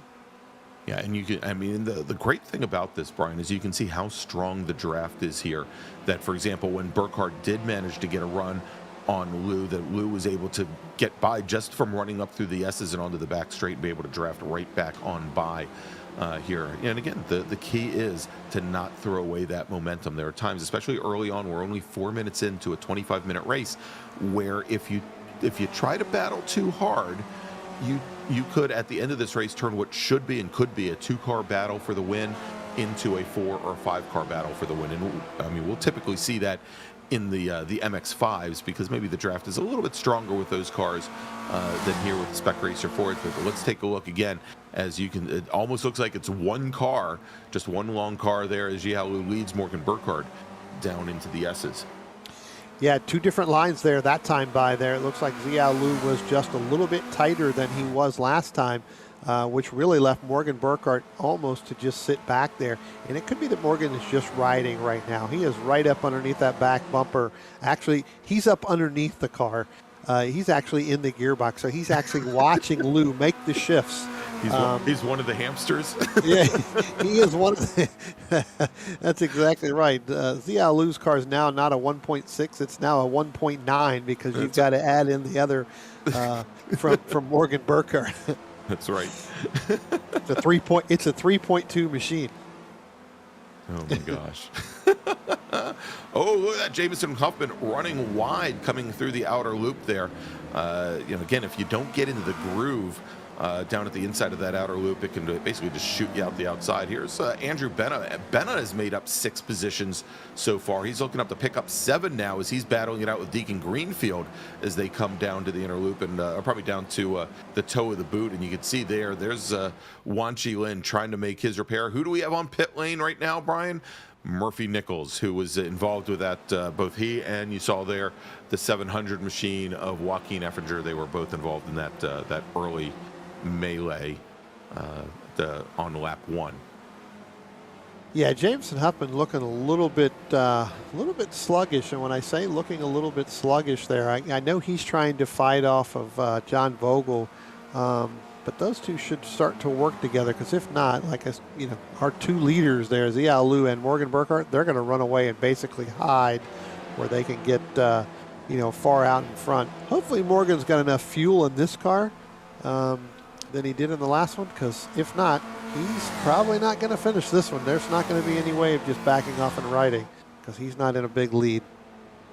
All right, and so after 2 minutes and 47 seconds on the pit lane, I think Charles Vaccaro has rejoined from that early mess, but he is a number of laps down as we continue to watch our two leaders here. And there you go. You can see all the way through the bodywork to the brake ducting in Morgan Burkhart's car. That's how close these two Spec Racer Fords are as they come up through the S's. And I think the big thing is Burkhart has to be able to manage that gap. He doesn't want to, basically lift up the rear of the car coming through the S's here. But you see, they're working perfectly together, going through the inner loop, the bus stop chicane, and it's definitely making things harder for Jamison Huffman and John Vogel, who have not been working together. That last time by, Lou and Burkhart were in the 204 range, whereas Jamison Huffman, and I said they were in the low 204 range, like a 204.2, where Jamison Huffman was like a 204.8. And so, and John Vogel, not all that much off, but actually John Vogel just runs his fastest lap of the race, and is actually the fastest lap of anybody so far at a 204.80. Yeah, interesting to see. And we made the joke about Morgan. Maybe he's trying to get so far up underneath the rear into that gearbox of Jialu. Maybe that's helping him save fuel. So because he's just getting the tow around exactly. the racetrack. I'm sure he has to work a lot less right now than Lou does to manage fuel. And again, I think a lot of that has to do, of course, these cars, they can hold more than enough fuel to make a 25-minute race, but the drivers still have the ability to change that fuel load. So, obviously you want to get as low as possible and still be able to make it to the end of the race, just because lighter is better. And as they come out of turn 11 now on the front straight, we've got Burkhardt to driver's right, we've got Liu to driver's left, and Burkhardt drafts right on by our leader, Zhihao Liu. So move Burkhardt now up into first place overall, and I think just ahead of them, I think that might be Charles Vaccaro just up the line from Burkhardt and Liu. So they'll be starting to make their way through some of our backmarker traffic. But here, once again, Zhihao Liu gets a great run up through the final portions of the S's as they are now side by side. Liu goes on by, and you can see now Burkhardt, he just for the moment gets in line, but no, he's going to try and outbrake him going down into the bus stop, Brian. And Burkhardt, he holds off Zhihao Liu in the first half of the bus stop, and the second half moved the number 40 machine back into the lead. Liu managed to have that lead for 3 turns, and now he's back to second. Yeah, definitely outbroke Zhihao Liu going into that bus stop. I tell you what, that was a technical move there to understand exactly where your braking point was going to be, and Liu really didn't have anything for him, so just I would assume just let him go there, and now maybe he's just going to sit back and ride with Morgan and just try to keep on that back bumper so they can pull away, as it looks like they're starting to come up on the Charles Vaccaro machine as a lapped vehicle here in coming up momentarily. We'll see whether or not they can get by them pretty cleanly, or whether or not that's going to bring Jameson Huffman and John Vogel a little bit closer.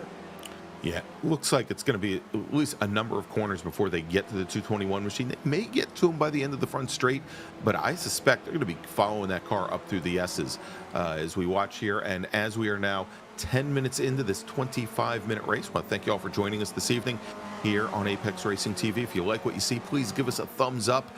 And if you haven't done so already, click that big red subscribe button and click the notification bell to find out when Apex Racing TV has great motorsports action, virtual racing action from around the world. And you can also follow us on the different social media platforms on Facebook, on Instagram, and on Twitter with just one word, Apex Racing TV. So as they head down into turn 1 now, Brian, looked as though Burkhardt maybe didn't get the best run out of turn 1.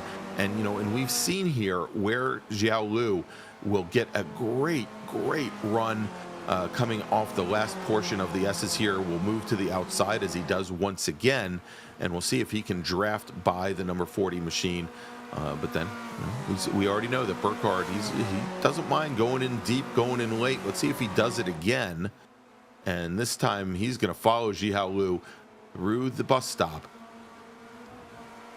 And it's just amazing to see him so close and not have to, not be concerned about them touching here. Another great battle going on.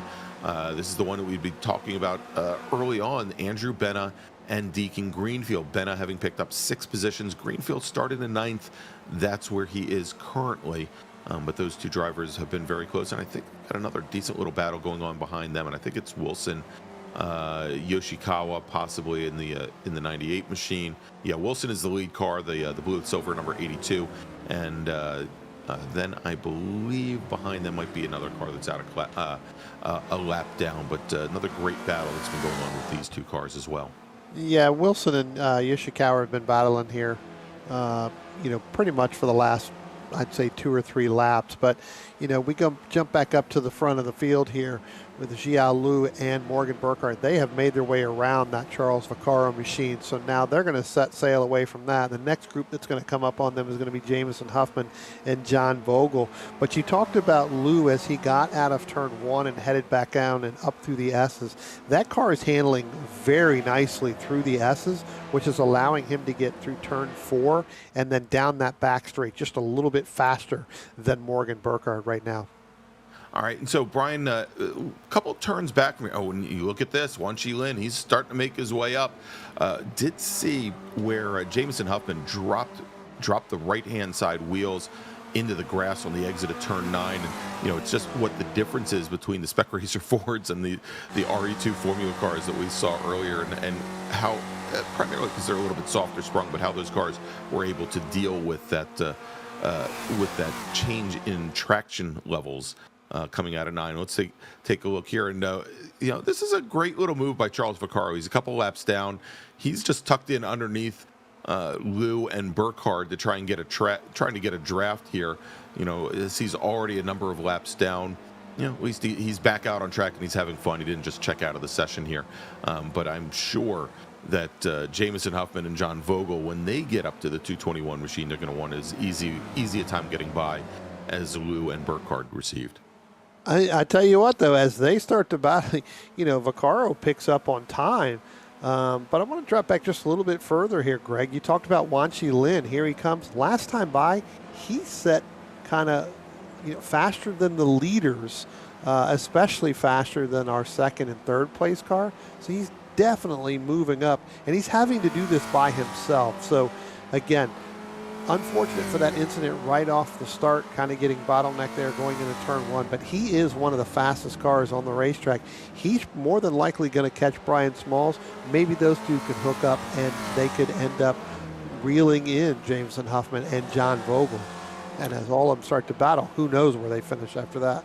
Yeah, and there you go on Wanchi Lin now. He gets around Jordy Fike for the moment. Actually, it might be an issue. I think that's an internet connectivity issue that Wanchi Lin is having. Looks like it keeps blinking in and out. But I was just going to say, you were right. He turned in previous lap a 204, a low 204, and I think Zhao Lu, our leader, was only 1/10 of a second faster than what Wanchi Lin has been turning in. So we'll continue to watch that. But again, I think Wanchi Lin, he's having some connectivity issues at the moment. All right, let's jump back to the lead. And is it a question, Brian, of just being the second car coming up through the S's? Because we know we always see Lou get a great run on Burkhardt right about here. And I'm wondering if Burkhardt maybe just doesn't think he can get the run. And he makes a move to the inside. And Lou makes a much later turn in. But just wasn't anywhere for Burkhardt to go. I think that's probably the biggest detriment, is when he's got the nose tucked underneath the bodywork of the car in front of him. It kind of makes it hard to get acceleration and get a run going into that bus stop, because you basically have to woe the car down in order to be able to shift over and slide over, more than 45 degrees to get to the inside of the 83 car, of the 53 car. Yeah, that may have been a little bit of a defensive move there from Lou, trying to keep him back in that spot. He knows that Morgan Burkhardt is better set up on the brakes as we get a little love tap there, a little push, down the front stretch here, headed up into turn 1. This is where Morgan Burkhardt's a little bit faster. Now Lou's going to take it a little bit wide. We've seen this. Morgan does too, but this is where Lou is able to pull away a little bit. He's a little bit faster through the S's. But as we start to come through the time, actually this is coming up through turn 9, I believe. Yes. And heading up there. So my mistake there, thinking the S's. So Morgan, again, a little bit faster in certain parts of the racetrack. Lou, a little bit faster in certain parts of the racetrack. It's really going to come down to, at what point does Morgan start to really push the issue? Yeah, agreed. And, it looks as though, Brian, that Lou's starting to have the rear tires go out on him just a little bit. He had a big challenge coming through turn 1 on the last lap, and I'm not saying that because he's running wide out to the curbing, but you could see the rear end starting to give up traction-wise going into turn 1, and we saw it again through turn 8. Okay, so the left-hand tires are the tires that get most of the wear here at Watkins Glen. Most of the heavy load sections are going to be like turn 1, up through the S's, the entrance to the bus stop, going through most of the corners in the boot as well. And of course, coming through the final turn, you're always leaning on those left-hand tires. And we'll see here if Burkhardt decides to push the issue. He had a great run the last lap coming out of the heel of the boot and making that run down the toe, and he just chose to just sit in behind the 53. Look at this, Brian. Are we going to have 4 wide going into the bus stop? Nope, just 2 wide, as we've got now Andrew Benna in the 71. We've got Deacon Greenfield who goes around. Benna goes around. Greenfield goes around. We'll have to see then if Yoshikawa was able to get by. It looks like Benna got a lot of bent fiberglass there. And I thought that perhaps Yoshikawa or Wilson might have impacted the 71 car. We'll take a look back at that in a few moments as we continue back here with our leaders. But I was just going to say what a great race that had been turning into with Greenfield and Benna. And as we thought, more cars joined the party, but party ends at the bus stop. Let's take a look. We've got the replay coming up here. As for a moment, I thought they were going to go 4 wide. And Greenfield, first driver in. You can see he got a load of grass on that first entrance. Then Benna gets tapped. He spins around, and then it looks like Benna got impacted as well. So unfortunate there for a number of drivers. We now have Wanchi Lin on the pit lane. I'm not sure why that was. He wasn't part of that little melee there. Andrew Benna's on the pit lane. Justin Huffman, Joaquin Effinger, Murphy Nichols are all in the pits there. You know, Greg, I'm wondering if maybe Wanchi Lin didn't realize this was 25 minutes and only put enough fuel in there to go 20 minutes. That is a he's been in there now for almost a minute and a half. I mean, it's still possible. Let's take a look here. Let's take a look here. We got him isolated here on camera, so we'll see it going through. So yeah, that's definitely going through the bus stop there. No contact, but no. I think that. Yeah, definitely probably some underneath damage. Yeah, unfortunate there, and certainly with the higher curbing here at Watkins Glen could certainly do some damage. You know, again, these cars can handle this curbing a lot better than the Formula cars that we just saw. But it still depends on how you hit them and where you hit them. If you go all the way over and get the grass on the inside of them, and going around, oh my gosh. Did you see that as John Vogel manages to avoid? That was, I believe, the 221 of Charles Vaccaro, who had gone around coming through turn 6 and in the chute there, and somehow, some way, John Vogel didn't hit him. Let's take a look here. So you can see that car goes to the inside. Wow. You know, we talk about Vogel being in the right place at the right time. That was very close to not being in the right place at the right time. Clean up aisle 7. Yeah. Oh my God. That was so close. As we jump back here to our leaders again. Yeah. Zia Lu leading Morgan Burkhardt, and Greg, I'm just wondering if Morgan Burkhardt is really just trying to make Lu use up his tires as we've passed that 20-minute mark. But it doesn't seem to be. You know, there's obviously it's just them two with almost a 9-second lead over Huffman and Vogel, as both of them had to escape the battle or the incident there with Charles Vaccaro. Now they're going to go side by side down into one. Vogel's going to jump back in behind Jameson Huffman. That's for the last podium spot, but our leaders have really just checked out completely in these two machines. Yeah, margin right now about a little bit over 9.3 seconds from our leader and Burkhardt back to that second pack of Huffman and Vogel. All right, let's see here. Going into the bus stop once again, Burkhardt makes a little bit earlier turn in, maybe a little bit more tidy through there, but can't seem to do anything with it as Lou manages to he doesn't get down to the apex, but he keeps the car about a half a car width off.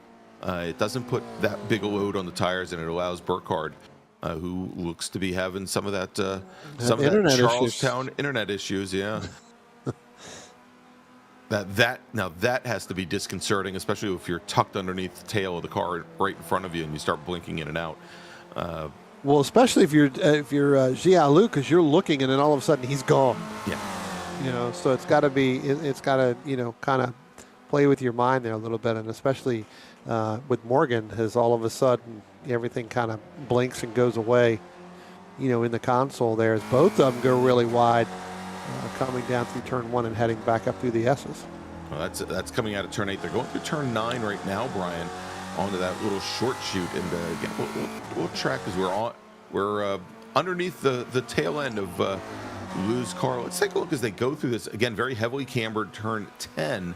And you can see there is Lou has to really just grab the wheel by the horns or grab the car by the horns and rip it back over driver's left to get it set up for the final corner. And Burkhardt, yeah, he just seems kind of content right there as we now have 2 minutes remaining. And Brian, we'll have to see. My guess is that the white flag, well, we need to find out actually if we are on the white flag lap. We may be here because, you know, these drivers, they've been running laps in the 2:04 range. And if that is the case, given when they cross the stripe, they may cross the finish line 4 seconds or so after the checkered flag is displayed. So we'll watch this in just a second. I didn't see if the starter had the hand in the air, but now Burkhardt, he's looking now to make the pass as they go through the bus stop. Lou getting a little bit defensive there, but he's able to hold him off. Now let's take a look here as we've got Huffman and Vogel coming into the bus stop. For a few moments there, Vogel had managed to take over third position, but Jamison Huffman has gotten back by. And then we've got Brian Schmaltz in the 194 machine. He's about another 15 car lengths back from there. But let's take a look here as our leaders come down the chute, head into the toe of the boot. So they head up that little incline there, Greg. Again, Lou getting a little bit better run out, but Morgan just not going away. Looks like he's better halfway through as they come down into turn 8. I'll get that right this time. As they come down through there, we'll see who gets a better run. Well, and you saw, and this is, I thought I was going to have this happen as Lou goes off into the grass, Brian. Lou had gone all the way down to the inside driver's right in a very defensive posture to hold off Morgan Burkhardt, but when you do that, you can't get into that groove at the heel of the boot, turn 8, and he gives up the lead to Morgan Burkhardt. Now the clock is at 24:49. They've got 9 seconds. If they can get across that stripe, and maybe we do have one more lap here as Burkhardt moves now all the way over driver's right, and no, checkered flag is in the air. Morgan Burkhardt, who crosses the stripe at 25:04. He is your winner. He's taken the first 2 races of the runoffs. He was your RE2 winner. He now wins Spec Racer Ford. Jihao Liu will come home in second. Jamison Huffman will take the last step on the podium. He'll come in third. John Vogel will come home in fourth, just off the podium. Brian Schmaltz will finish fifth. Jordy Fikes sixth. And let's take a look here. Nagisa Yoshikawa, there he is in the number 98 machine. He will finish in seventh. And John Wilson, good time to smack the wall there, at least after he already crossed the start-finish line. And then we've got Wilson and Greenfield. So, Brian, right now, I have got 2 drivers sitting in the interview room. I've got Jamison Huffman, who finished third tonight. We've got we've got Morgan Burkhardt. Let's do this. Why don't we bring in Jamison Huffman, finishing third tonight in Spec Racer Ford. Jamison Superman Huffman, I tell you what, that was a pretty decent run there. I know it's not how you wanted to start out with, a little bit of an incident right there at the start, but talk about your machine and talk about that battle with John Vogel this evening.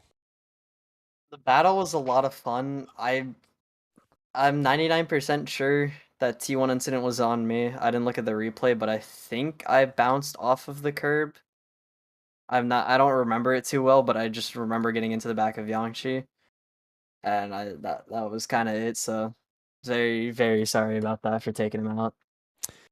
It looks like everybody was pretty much 3 wide. Looking at the beginning of her now, it does look like you may have bounced off that curb, but there was really no place for any of you all to go there. But talk about your machine, after that, and was there any differences? And then talk about real quickly, if you can, a little bit of the tire fall off that you may have run into halfway through as going that extended 5 minutes of the race. Honestly, the corner grip was fine, kind of with the tire fall off. It was starting more to lock up the tires. Like, I was definitely getting looser throughout the session, just kind of generally braking, and the rear starting to lock up a lot and throw the car in a bunch of different areas. And I also switched to Morgan's brake bias halfway through, we had a 3% difference on brake bias, so that's also kind of what caused some of it. But tire fall off was definitely big. It was definitely a big part of this race and big part of the last race because I believe there was a 40-degree change from practice to race for USF at least. Yeah. Well, again, congratulations finishing third here in our runoffs here at Watkins Glen. Who do you want to thank tonight, not only for tonight, but for your season as well? Again, like usual, big thanks to my parents providing me a race car in real life and the sim rig. That's all I could ask for. You guys for setting this up, my teammates for being the best help making these awesome setups and sharing it with people. All right. Well, again, congratulations here at the runoffs at Watkins Glen. Greg, I'll send it back over to you. All right. Thank you very much, Brian. And again, congratulations to Jameson Hubman finishing third tonight at the runoffs here at Watkins Glen in Spec Racer Ford. Now, let's bring on in Xiao Lu finishing second tonight in Spec Racer Ford, having led most of the laps, Brian. I'm going to hand it over to you. Jia Lu, I tell you what, congratulations finishing second here at the runoffs at Watkins Glen. I got to tell you, buddy, a lot of defensive driving and changing your angles, getting in and out of the corner when you had Morgan Burkhart, not only on your rear bumper, but up in that gearbox the entire race. Really quick, talk about what that was like and what you had to do to keep him back there until really the last two corners of the race. That's pretty fun race actually. So with Morgan, mostly we are playing the tactics.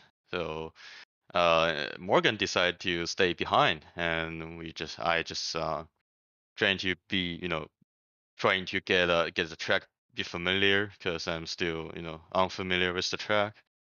And yeah, and lap by lap, I made a lot of mistakes during this race. Yeah, and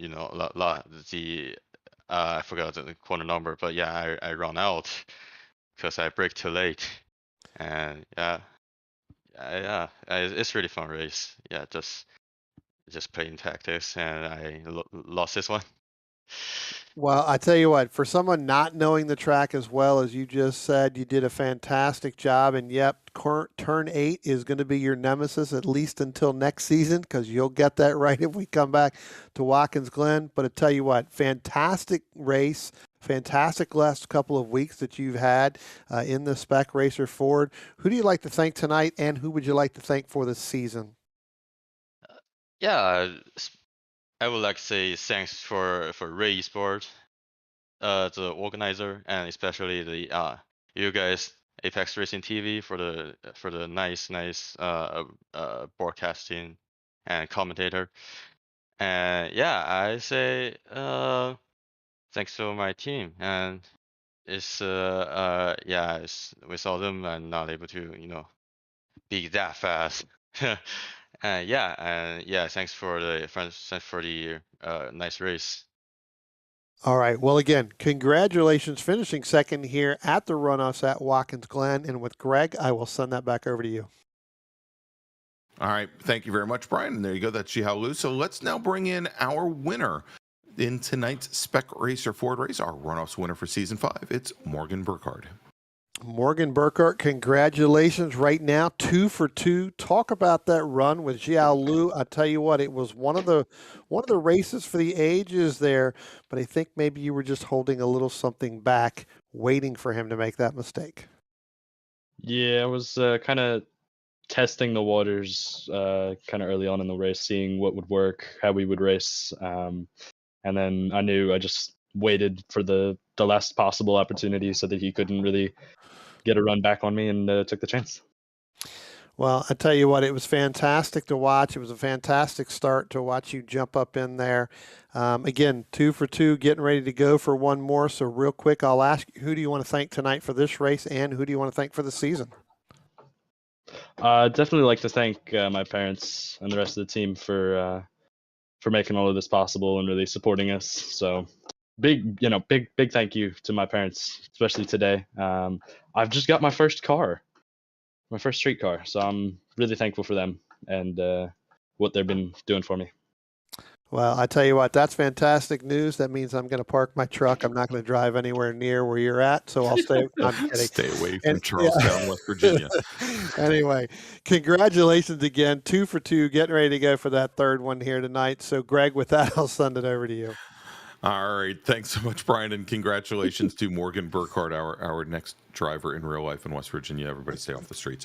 All right, so we are now going to take another quick break. We're going to get set up for our last race of the evening, the MX-5s, the Spec Miatas. The question is, can Morgan Burkhardt make it a three-peat here tonight?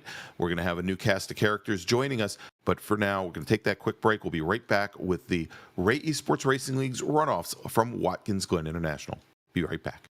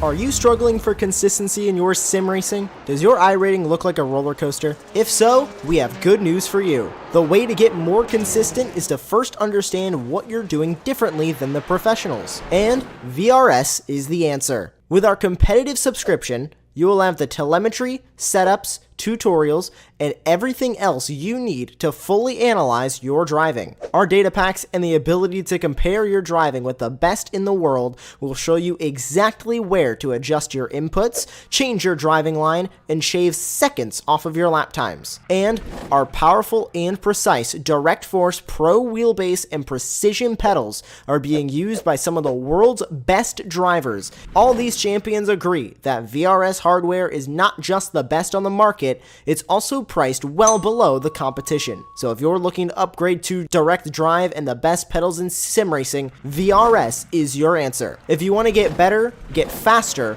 and make it happen sooner rather than later, you owe it to yourself to find out why so many people are switching to VRS. You'll be so glad that you did. Visit www.virtualracingschool.com and learn why the best use VRS.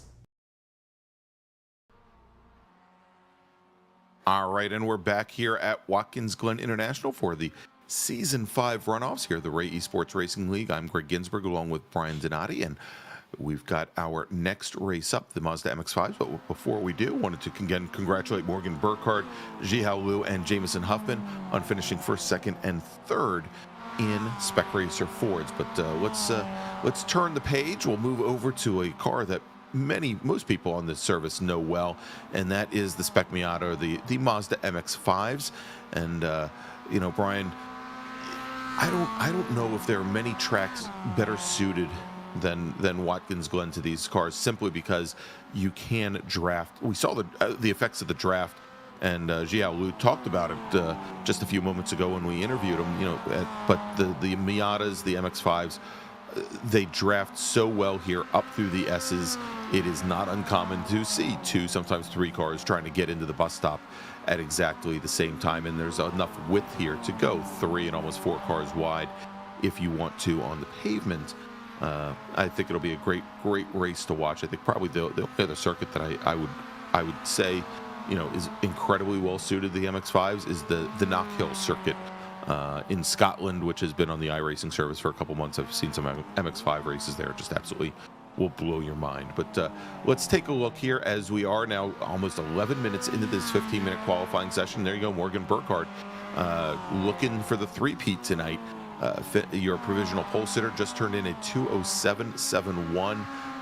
That is 11/100ths of a second up on Zach Burke in the Esports Racer number 13 machine. Giancarlo Schooler with us here this evening. And then a 111 car, he is your third fastest driver, Jamison Huffman, and Justin Huffman, 4th and 5th.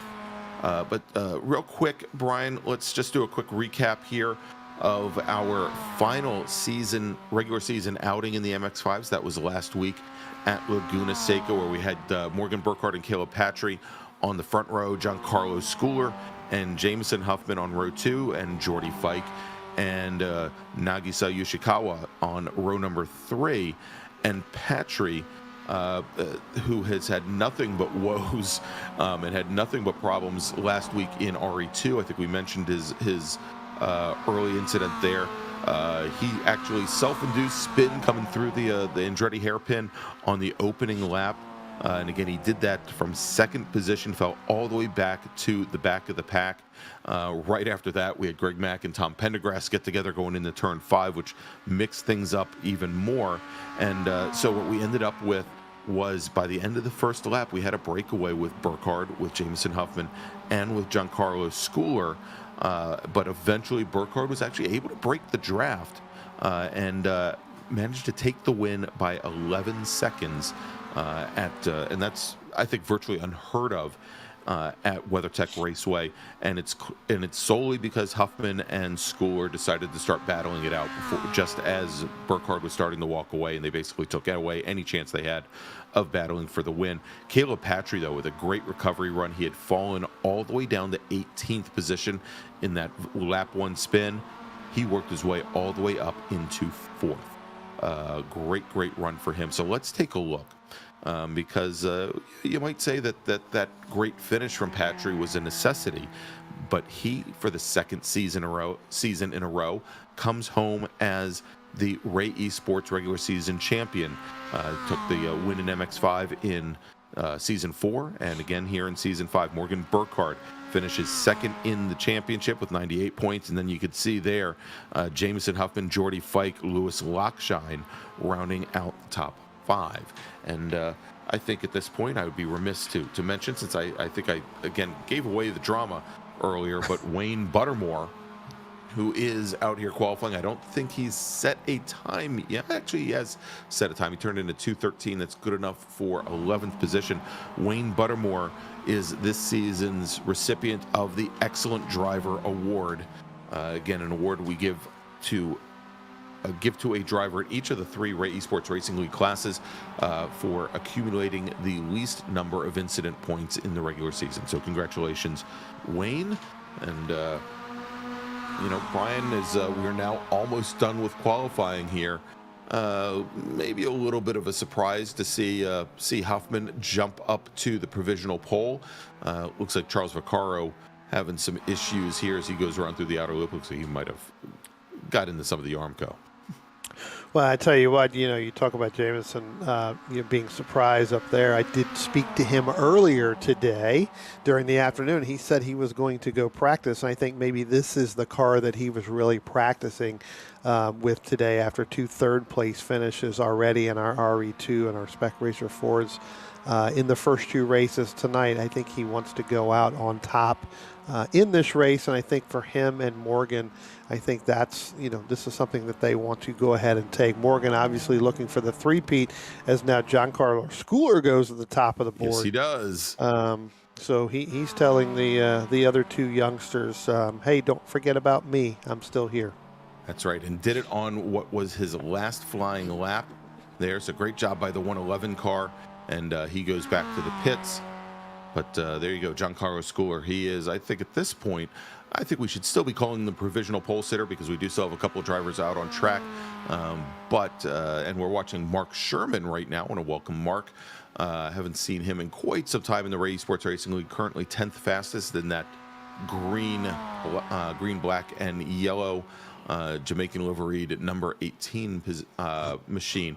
And Brian, while we were talking a few moments ago, I don't know if you saw the drift show that Deacon Greenfield put on going through the bus stop there, but more than anything, just absolutely amazing car control to be able to. I mean, the car was, I think, probably more than 85 degrees around going through the grass there, and he was able to gather it back up. And he lost a lot of momentum, but he didn't hit anything, and he didn't have to stop the car. It's a pretty cool little move that he put in there. All right, so we're waiting now on Sherman, who I believe this may be a flying lap that he may have gotten across the start-finish line before the checkered flag came out, so we'll continue to watch here. If not, he's getting some good practice in. Yeah, I mean, there's nothing wrong with getting an extra lap as long as you beat that 15 minutes. If not, we're sitting here writing in our provisional in the, listed in 10th, but, hey, he may be able to run out something and work himself up to that 7th, maybe even get up into that 5th. It's a pretty big run. He's going to have to shave off 7 seconds really to get up in that top 5. Yeah. So any other positions he can pick up is really going to be a benefit for him. You also got Charles Vaccaro, and it looks like Wayne Buttermore may also be on their last flying laps. Well, I'm not so sure about Buttermore because I thought he had actually just left the pit lane. I think he decided to go and try and put in another practice lap while he still had the opportunity here. Yep, and then it clicked off, out. yeah. Yep.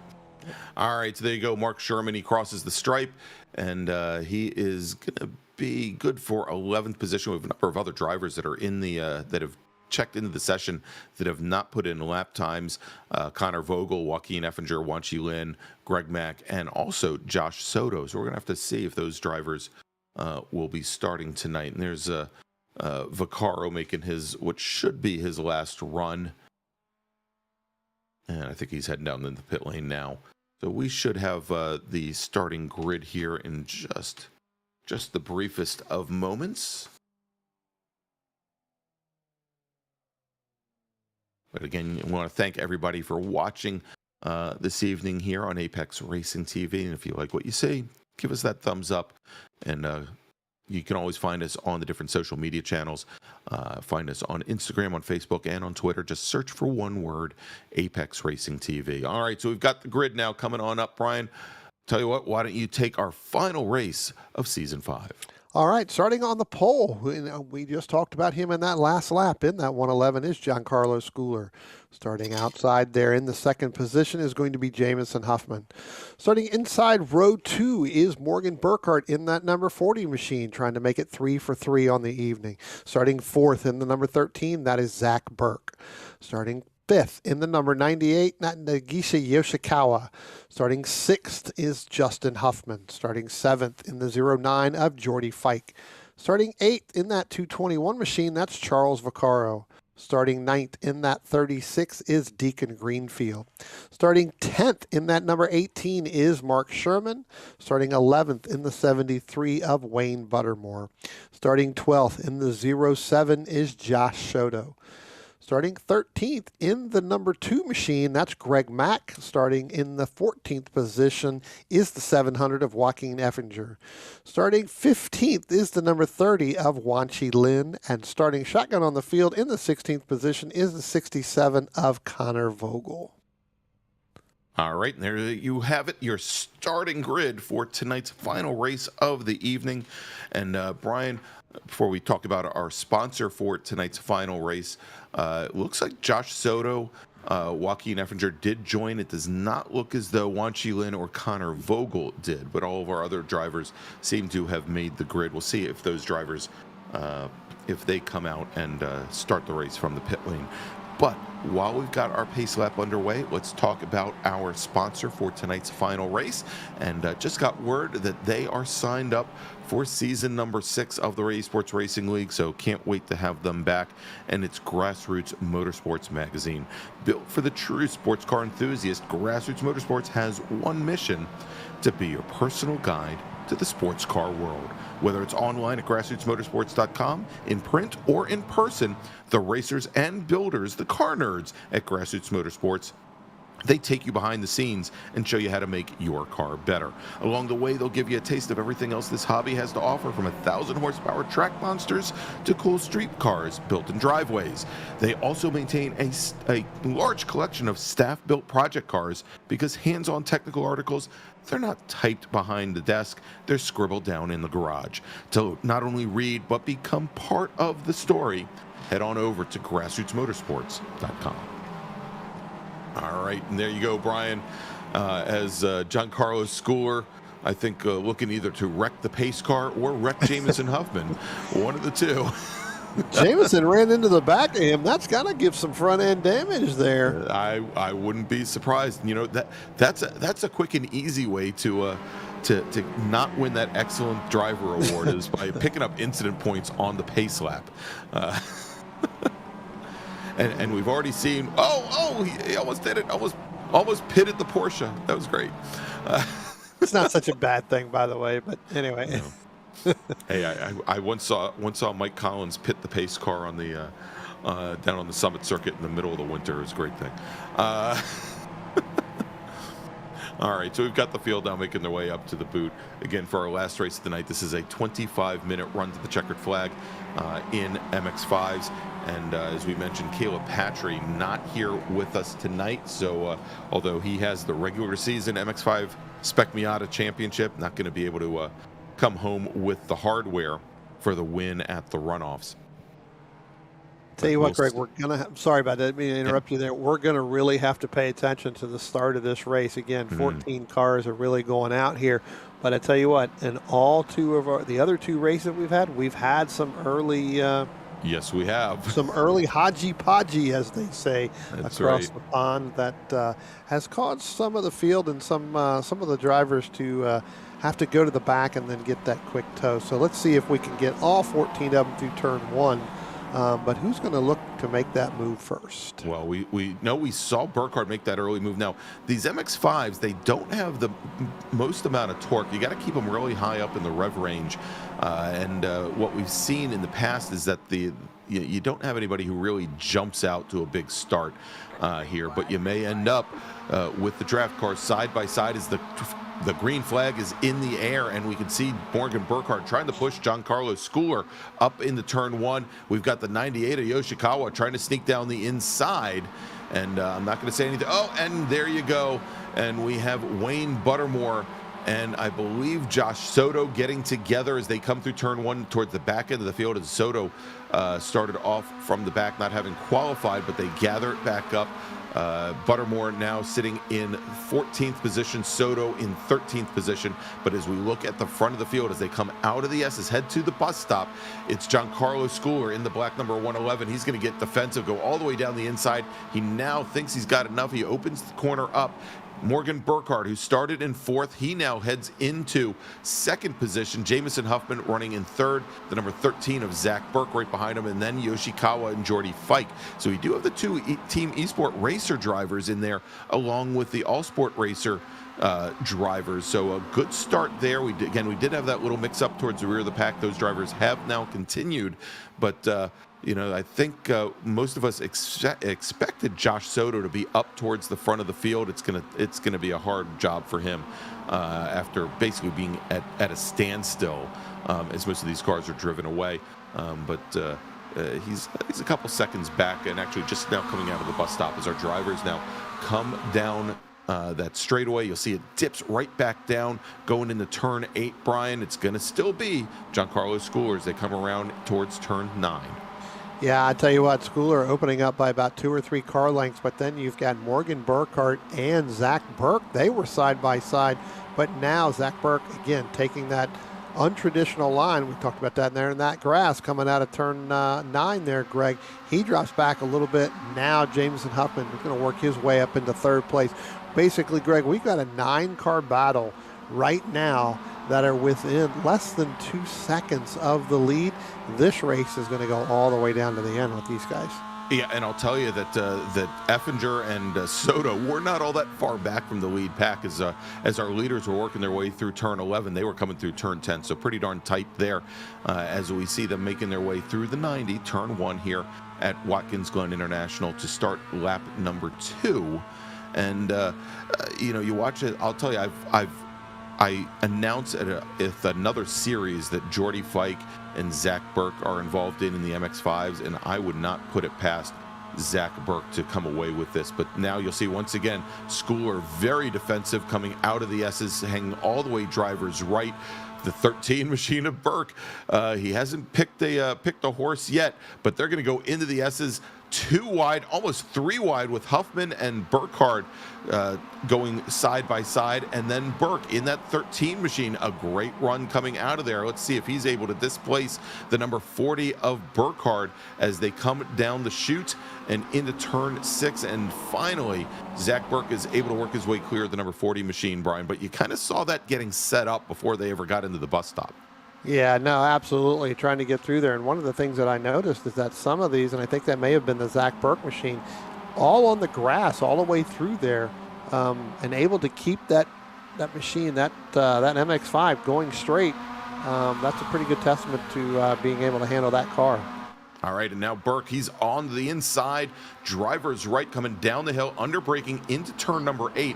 Now, remember when we saw in the last race with Jiao Liu not being able to get a good exit out of 8 because he was tied up along that wall? Well, it looks like the 13 machine might end up losing out on a position as Morgan Burkhardt now has him pinned to the inside.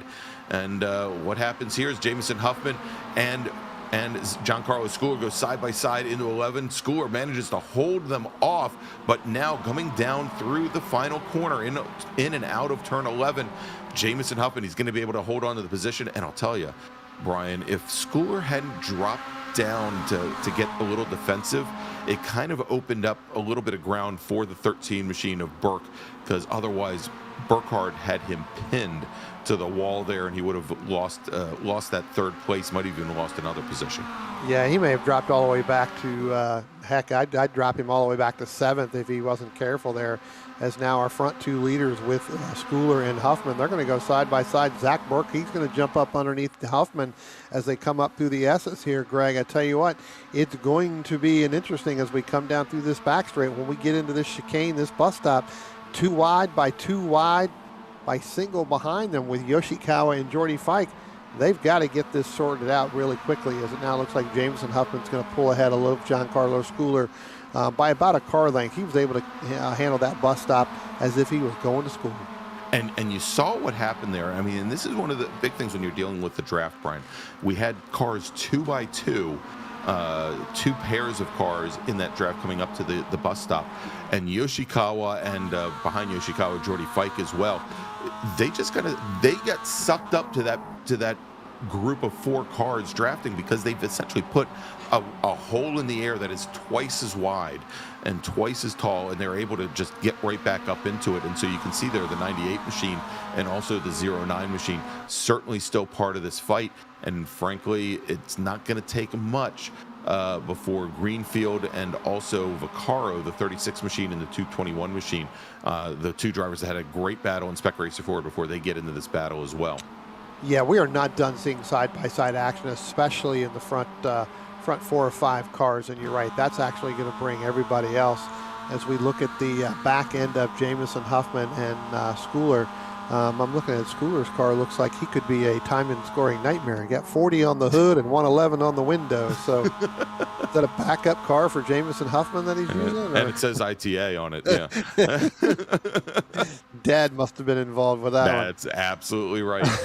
That's absolutely right. Yeah, Giancarlo's father. I've actually raced for many years with Giancarlo's father, Carlos Schooler, and a great guy. And Again, this is Greg, side by side, sorry, didn't mean to cut you off there. Side by side, Morgan Burkhart was the loser out of that side by side as he got pushed all the way out to driver's left. Coming through turn one, and now Brian, we have contact. Huffman. We've got Schooler, we've got Huffman, both into the Armco driver's left. More as we were talking about Zach Burke, the number 13 machine, he might have gotten a little bit of his front end into the back of Schooler as he was trying to find a way through. But that now moves Morgan Burkhart up into the lead. That moves the 13 car of Burke now into second as he has trouble navigating the bus stop. That will move Nagisa Yoshikawa up into third, and Jordy Fike up just off the podium in fourth machine. Again, fourth position. Again, it looked like there might have been some contact there. Let's take a look. We've got the replay. Yeah, as they start to come out through here and start to head up to the S's, I mean, this is just a product of you've got to draft and find a partner, and it looks like they may have collected back behind that between Burke and Jameson Huffman, and that just collected Schooler in there as well. Oof, and I didn't even notice it. It looks like Charles Vaccaro, for the second race in a row, heartbreak as he went to avoid those cars that were going around. Vaccaro ended up into the Armco driver's right at the top of the S's. He's getting the tow back to the pit lane, but very unfortunate for him. But right now, Morgan Burkhart's your leader, the 13 of Burke, and we'll have to see what the stewards do about this. We may not have finalized results tonight, Brian, but the number 13, he did get into the back of Giancarlo Schooler before that incident started. So we've got Burkhart, we've got Burke, we've got Yoshikawa, and we've got Jordy Fike, and we've got Deacon Greenfield as part of that battle there. And if you look just a little bit further back, there's Josh Soto in that 07 iRacing machine. He started, again, we thought he would have qualified up towards the front of the pack. He did not put in a time in qualifying, and he was involved with an early incident on lap 1, but he's definitely working his way back up through the field. Yeah, I think the battles that we're having is now Schooler and Huffman start to make their way to the pit road there, trying to get in and get those repairs done.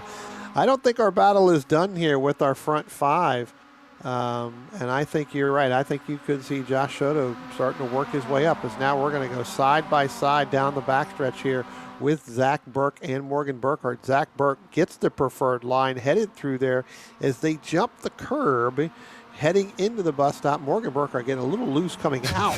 There was a lot of opposite lock there as the car was 4 wheels in the air. I think loose is an understatement there at that point. That was a pitch and turn is what that is called. When you get up in the air that high and you get that loose. But Zach Burke, had the preferred line going into the bus stop there.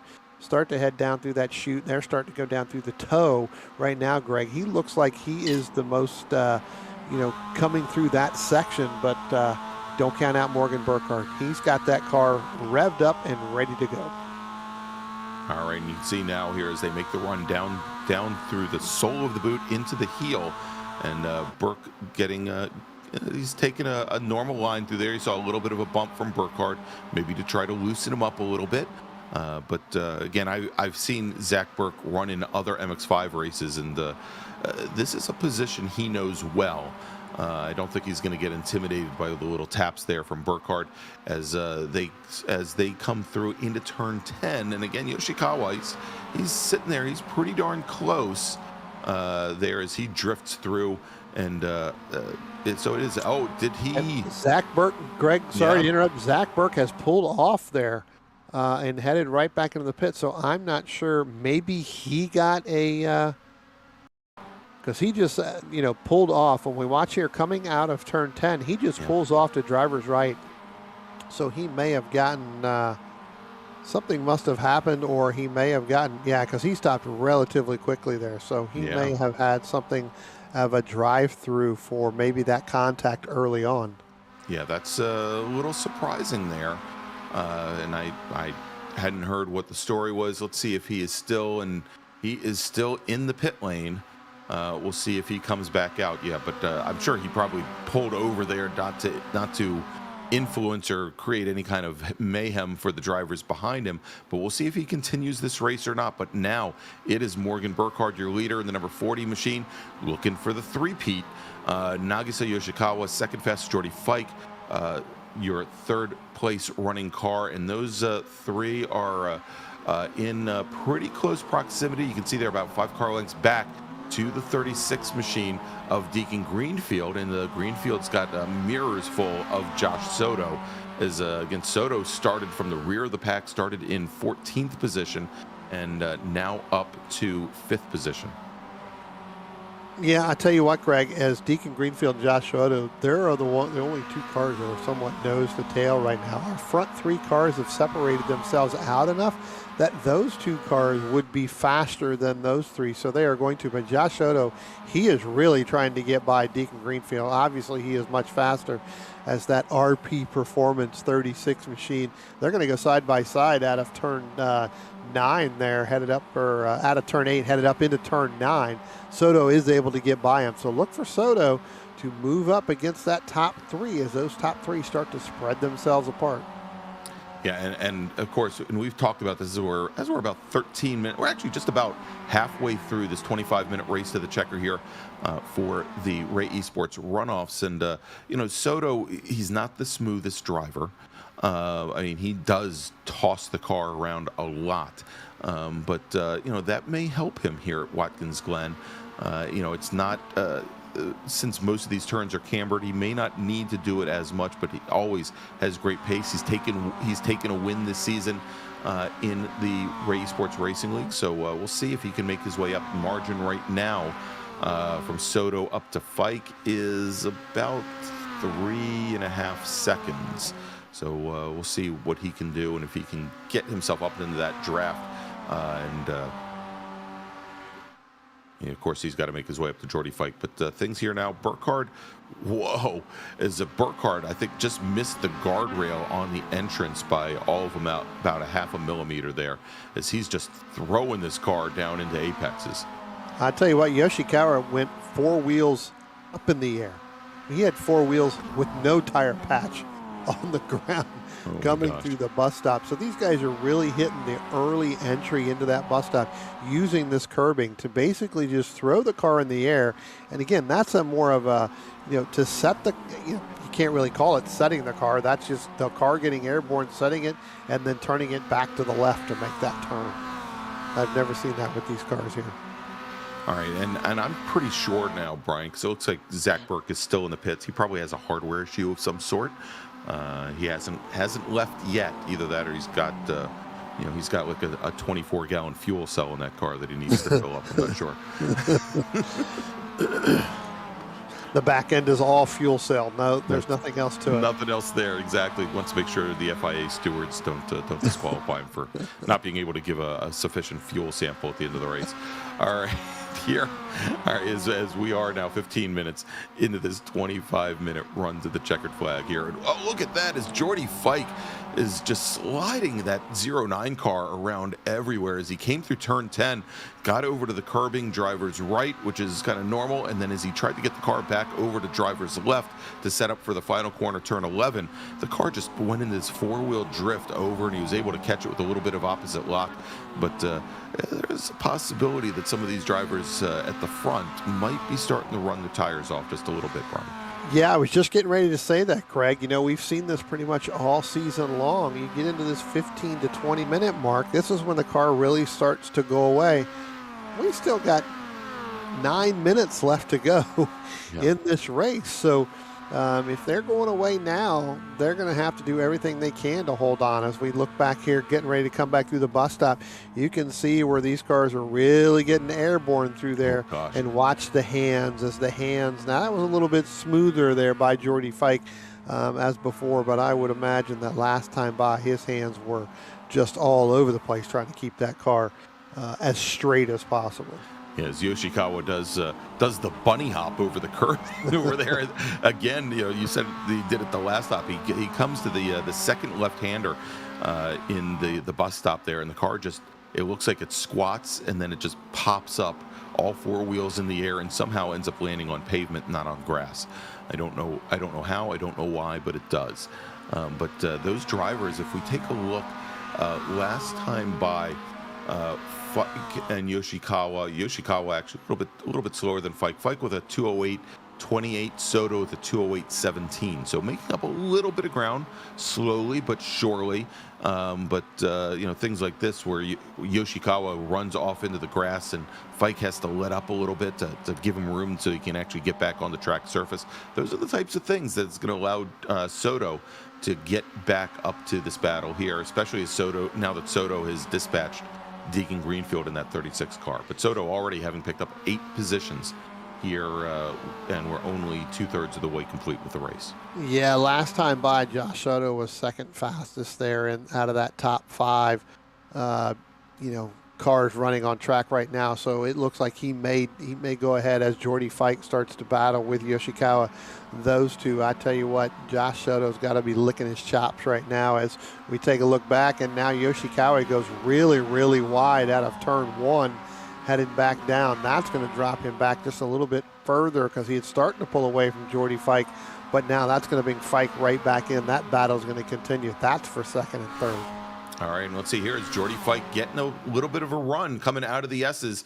He's going to drop down to the inside of the 98 machine of Yoshikawa, and he's going to drive right on by as they now set up for the bus stop. So Jordy Fike, your new second place runner, move Yoshikawa back to third. Oh, that time he didn't do the bunny hop. And Josh Soto now only about 1.2 seconds back from Yoshikawa here at Watkins Glen. Yeah, definitely a lot smoother for Soto as, again, had that incident right off the very beginning. If you're just joining us a little bit later, had that incident right in there into turn 1, had to drop back a little bit, now starting to run through the field, back up 8 positions from the very beginning. So he's starting to make his move. And we take a little bit further back here, and we've been talking about them really for the last several seasons. Wayne Buttermore and Joaquin Effinger running together. Mark Sherman, that's for 10th place, right behind them. So good battles pretty much all over the racetrack right now, Greg. Yeah, Brian. Yeah, again, if you have Joaquin Effinger somewhere on track, you've got Wayne Buttermore there as well. Now let's take a look at this. Deacon Greenfield, who had that earlier fight with Josh Soto, well, he is now under attack from Justin Huffman in the 223 machine. This is Jameson's dad. Started in 6th position, currently in 6th, trying to get 5th from Greenfield. Greenfield, having started 10th, works his way up to 5th position. So we'll see here if Justin Huffman can hold on to the back of that number 75 machine, probably of the 36 machine, and maybe work his way clear. I have to apologize. 75 is the number that Greenfield wore on his Miata when I was his driving coach. So there we go. The 09 machine of Jordy Fike, though, starting to lose the whiff and the draft of Morgan Burkhardt. He is now 1.5 seconds, actually closer to 2.2 seconds back now from Morgan Burkhardt, and so he is essentially waiting for Yoshikawa to get up to his rear bumper to maybe get a little bit of a push up towards Burkhardt. But look at this. We were talking about it, and here he is. It is Josh Soto now within a car length and a half of the number 98 machine of Yoshikawa as they go through the bus stop. And you can see even there a little bit more hand movement from Josh Soto as the rear end of that car maybe rotates a little bit more than the drivers in front of him. But again, it's obviously the fast way around. His last lap was a 2:08.54. That was a second and a half faster than Jordy Fike. Yeah, I tell you what, Greg, the tire degradation on these cars right now, it's gone. There's basically no tires left as we're coming up on this 21-minute mark. So they've got to do everything they can to make sure that they're able to hold on to these. Josh Soto was 2 seconds faster than Jordy Fike and Yoshikawa, as well as Morgan Burkhardt that last time by. So he's starting to battle. It's one thing to catch up to him, but it's another thing to pass him. Yoshikawa not going away really quickly as Soto starts to come back up through. He gets past Yoshikawa. Now he's going to set his sights coming out of turn 10, or coming out of turn 9, and he's headed up to Jordy Fike. That's right. That is right, as he is now making his ways only now about 0.3 of a second behind the 09 machine is Josh Soto in the 07. And you can see there as they make the turn in for turn 11 now, he's right on the back of Fike's machine. Whether or not he's going to poke his nose in and try to get underneath Jordy Fike going down into turn 1, another, I wouldn't call it a prime passing opportunity because of the speeds you carry through here and through this corner, but certainly on the first lap it is. But for now, Josh Soto, he's going to be content with sitting behind the 09 machine. But you can already see here as he's setting up for the S's, he's already taking a late apex, trying to, when they get up to the last right-hander in these S's, maybe to come underneath Jordy Fike. Instead, he decides to go to the outside. And so it is Josh Soto to driver's left. It's Fike and Yoshikawa to driver's right. And look at that, Yoshikawa. He goes, the 07 car, he's maybe a little faster. Maybe I should follow him. And there's contact between Yoshikawa and Jordy Fike. Just a slight touch there. They both gather the car back up. So that now moves Josh Soto, who's made up 10 positions since the start, moves him up in the second. Yoshikawa manages to hold off Jordy Fike. Yoshikawa sitting in third, Fike in fourth. And, Brian, that is not the best place to get into, go door to door and door into door with another car going through that bus stop. Yeah, Yoshikawa saw the opportunity to try to follow Josh Soto through there, but Soto had the preferred line and then really had nowhere to go.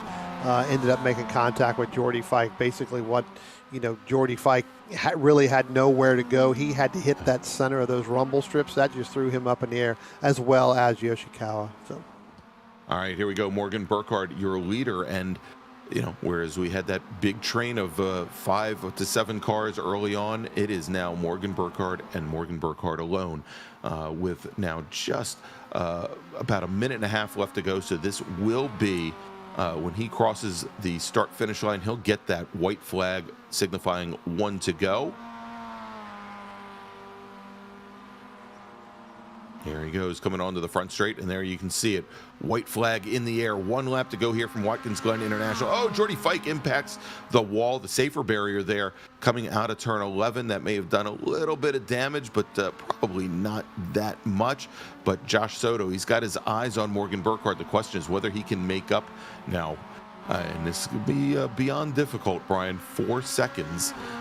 Make it 4 seconds up to our leader, Morgan Burkhardt, as Soto has kind of worked his way clear of Yoshikawa and Fike for the moment. And you have to ask yourself, what could it have been if Soto hadn't started at the very rear of the field, and also if he hadn't gotten into that early incident on lap 1.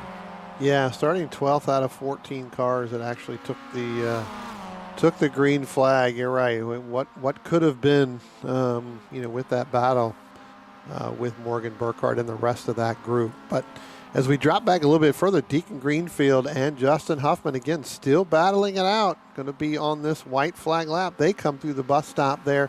Deacon Greenfield able to pull away by about a half a car length over Justin Huffman in that 223 machine as they start to head down through the outer loop, down through the chute, Greg. It's going to be interesting to see whether or not Justin is going to be able to get past Deacon Greenfield for that 5th place position. All right, and I don't want to invoke the announcer's curse again, but we'll just say that Justin and Last Laps don't have a great history together. But we'll see how this turns out as Morgan Burkhardt now with 4 more turns to go, comes through turn 8 here, the heel of the boot, and at this point he can look in his mirrors and he just could barely see Josh Soto and Yoshikawa just behind him as Burkhardt now gets through that very tough turn 9 and only 2 more corners. And there you go, Morgan Burkhardt successfully navigates turn 10, comes through turn 11. I don't think he's running on fumes this time, Brian. I think he's got more than enough to get to the finish line. And Morgan Burkhardt, he is going to take the 3rd win of the evening. He is your Ray Esports Racing League Runoffs winner in Spec Miata. Finishing second will be Josh Soto. Nagisa Yoshikawa maybe was thinking of throwing the race away, hit the safety barrier on the exit of turn 11, but he will come home in 3rd. Jordy Fike comes in 4th, just off the podium. Deacon Greenfield and Justin Huffman, you just saw them. They'll finish 4th and 5th tonight, with Greg Mack running in, Greenfield finishing 5th, Huffman finishing 6th. Greg Mack will come home in 7th. And we've got 3 more drivers still out on track, Buttermore, Effinger, and then also Mark Sherman. And they should be crossing the finish line any moment now, quite a bit back from our leaders. And here they come down the pit lane, and there you go. Wayne Buttermore crosses the stripe. He'll finish 8th. Effinger will finish in 9th, and Mark Sherman in the number 18 machine. He will round out the field of running cars here. He will finish in 10th. All right, so we're waiting for our drivers to come into the green room here. And let's take, I think Dennis has great replay of the start here, and we can see while we're waiting for folks to show up in the green room exactly how this played out. And it was probably the cleanest start that we had of all 3 races this evening, but a little hectic nonetheless. Yeah, it looks like the start, again, pretty good start. It looks like Morgan was able to push Giancarlo all the way as far as they could. It looks like he may not have gotten the start that he wanted. Yoshikawa started to think about going drivers right there on the start with Morgan Burkhart. Thought better of it as they get down here. But, being in the center of the track right there, Morgan's got a little bit better of a run through there. Jameson, again, on the outside there, had a really good run, didn't have to get on the brake. But then when we look back just a little bit more, you see Soto getting in with Buttermore as they come through turn 1. All right, so Brian, we have now both Morgan Burkhart and Nagisa Yoshikawa. I'll tell you what, why don't we bring in Yoshikawa finishing 3rd tonight in Spec Miata. Hear it. Nagisa Yoshikawa, I tell you what, congratulations finishing 3rd here at the runoffs at Watkins Glen in this MX5 Cup. I tell you what, man, you moved up 2 positions, but you got to see a lot of hodgy-podgy, as they like to say, over on the pond at the very beginning. Talk about what that was like having to go through that, and talk about the start of this race. Yeah, I mean, my goal was just kind of try and stick with the lead group as much as possible, and maybe try and move up at the end. But yeah, I was kind of hoping we would stay as a big pack because it was fun for the first couple laps, but kind of looked like Zach kind of turned JC there, which is a shame. But just kind of made it through that, and then just tried to put down some good laps and bring it home. Talk about the tire fall off within these MX5 Cups. Again, you guys normally running 20 minutes per race during the season, and then you come in here for the runoffs, and then all of a sudden you have a 25-minute race. Any change in the strategy? Knowing that the tires are going to fall off for that at least that last 5 minutes. Yeah, I mean, it tends to be pretty bad in the MX5. I noticed it a lot at, say, Laguna Seca. It wasn't as bad this week, but just in general, you don't really want to go super hard on the tires and slide them a lot at the beginning. So it was in the back of my mind the whole time. But honestly, it wasn't too bad. I just don't think I had the raw pace overall to kind of stick with Morgan or even Josh for the duration of it. But it was still a good finish and brought it home. So yeah, pretty happy with it. Well, again, congratulations finishing 3rd here. Real quickly, who do you want to thank not only for tonight, but for this season? Team Watson Racing, everyone associated with them, All Sports Racing, all my teammates. We've had a good season, I feel like. Everyone at the broadcast, I think, big thanks for broadcasting every week. And all the other drivers, for the most part, just in general, been a really good season. Had some really good battles. So just thanks for everyone for putting it on. All right. Well, again, congratulations finishing 3rd here in this MX5 runoffs at Watkins Glen. Greg, I'll send it over to you. All right. Thanks so much to Nagisa Yoshikawa finishing 3rd tonight in the MX5 race here at the runoffs. Let's now move over to Josh Soto finishing 2nd tonight in the number 07 car. Josh, I tell you what, congratulations finishing 2nd here. One of the fastest cars there towards the end of the race. Unfortunately got involved in that little incident at the beginning in turn 1. Talk about your car and talk about the fight you had to come back to finish 2nd here tonight in this MX5 Cup car. Oh yeah. The car is pretty much working great after the lap 1 incident. I thought I was gonna have a lot more damage, like particularly with like the steering. But surprised to see that it was actually like handling a lot better than I expected. And then the battle towards the front was is really interesting. I think there was an incident going up the S's. I don't know what happened, but going up the S's, had to dodge a couple of cars. Almost got caught up in that incident there. But yeah, after that it was smooth sailing. Well, I tell you what, it was really fun to see, to watch you come back. Unfortunately, having that incident early on, but that pace that you had pretty much the entire event was just outstanding. Real quickly, who do you want to thank not only for tonight but for your season here in this car? I want to thank Apex Racing TV. I want to for the broadcast. I want to thank you guys, the announcers. I want to thank Esports, the Esports Racing team, Greg Mag, all those guys, Zach Burke, all those guys that I usually race with. Those guys are great. And it really helped me prepare for, just league racing in general. I really learned a lot from those guys. Well, again, congratulations, finishing second here in the runoffs at Watkins Glen with Greg. With that, I'll send it back over to Greg. All right, thanks so much, Brian. And again, congratulations to Josh Soto finishing second tonight at the runoffs here at Watkins Glen. Finally, Brian, why don't we talk to our MX5 champion, Spec Miata champion for Season 5 here at the runoffs, and that is Morgan Burkhardt. Morgan Burkhardt, congratulations. It seems like you and I have talked more in the last 2 hours than we probably have all year long. Talk about not only this evening real quickly, you got this sweep in all three of those, but talk about this season in general, not only with this MX5 car, but with all of the other cars that you've battled with this year.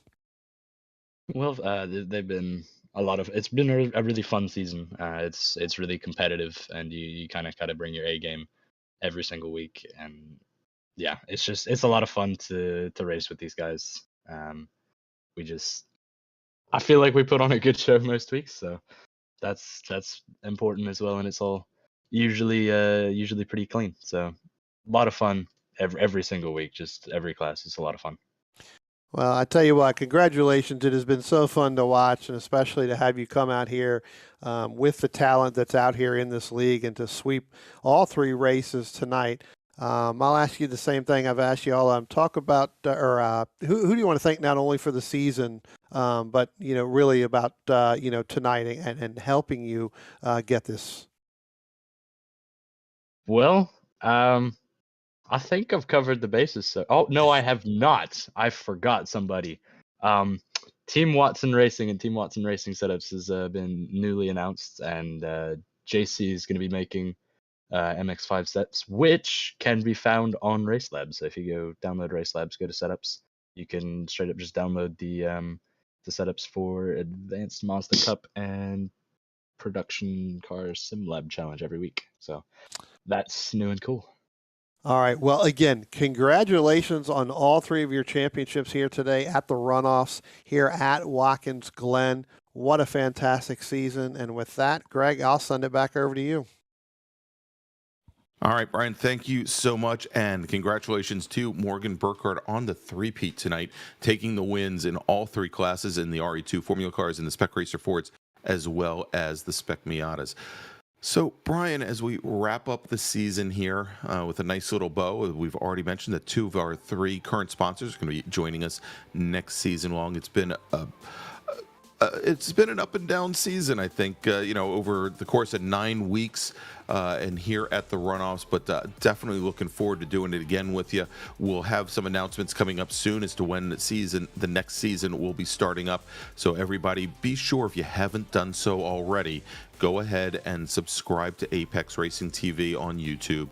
Go ahead and click on that notification bell so you can find out about all the great motorsports action happens and when we get scheduled for our first Ray Esports Racing League event of the new season. That way you can find out all about it. So for Brian Donati, for Dennis Branch, I'm Greg Ginsburg, and we'll see you very soon on a Tuesday night at 9 p.m. somewhere, sometime. Have a great rest of the week and a great month, everybody.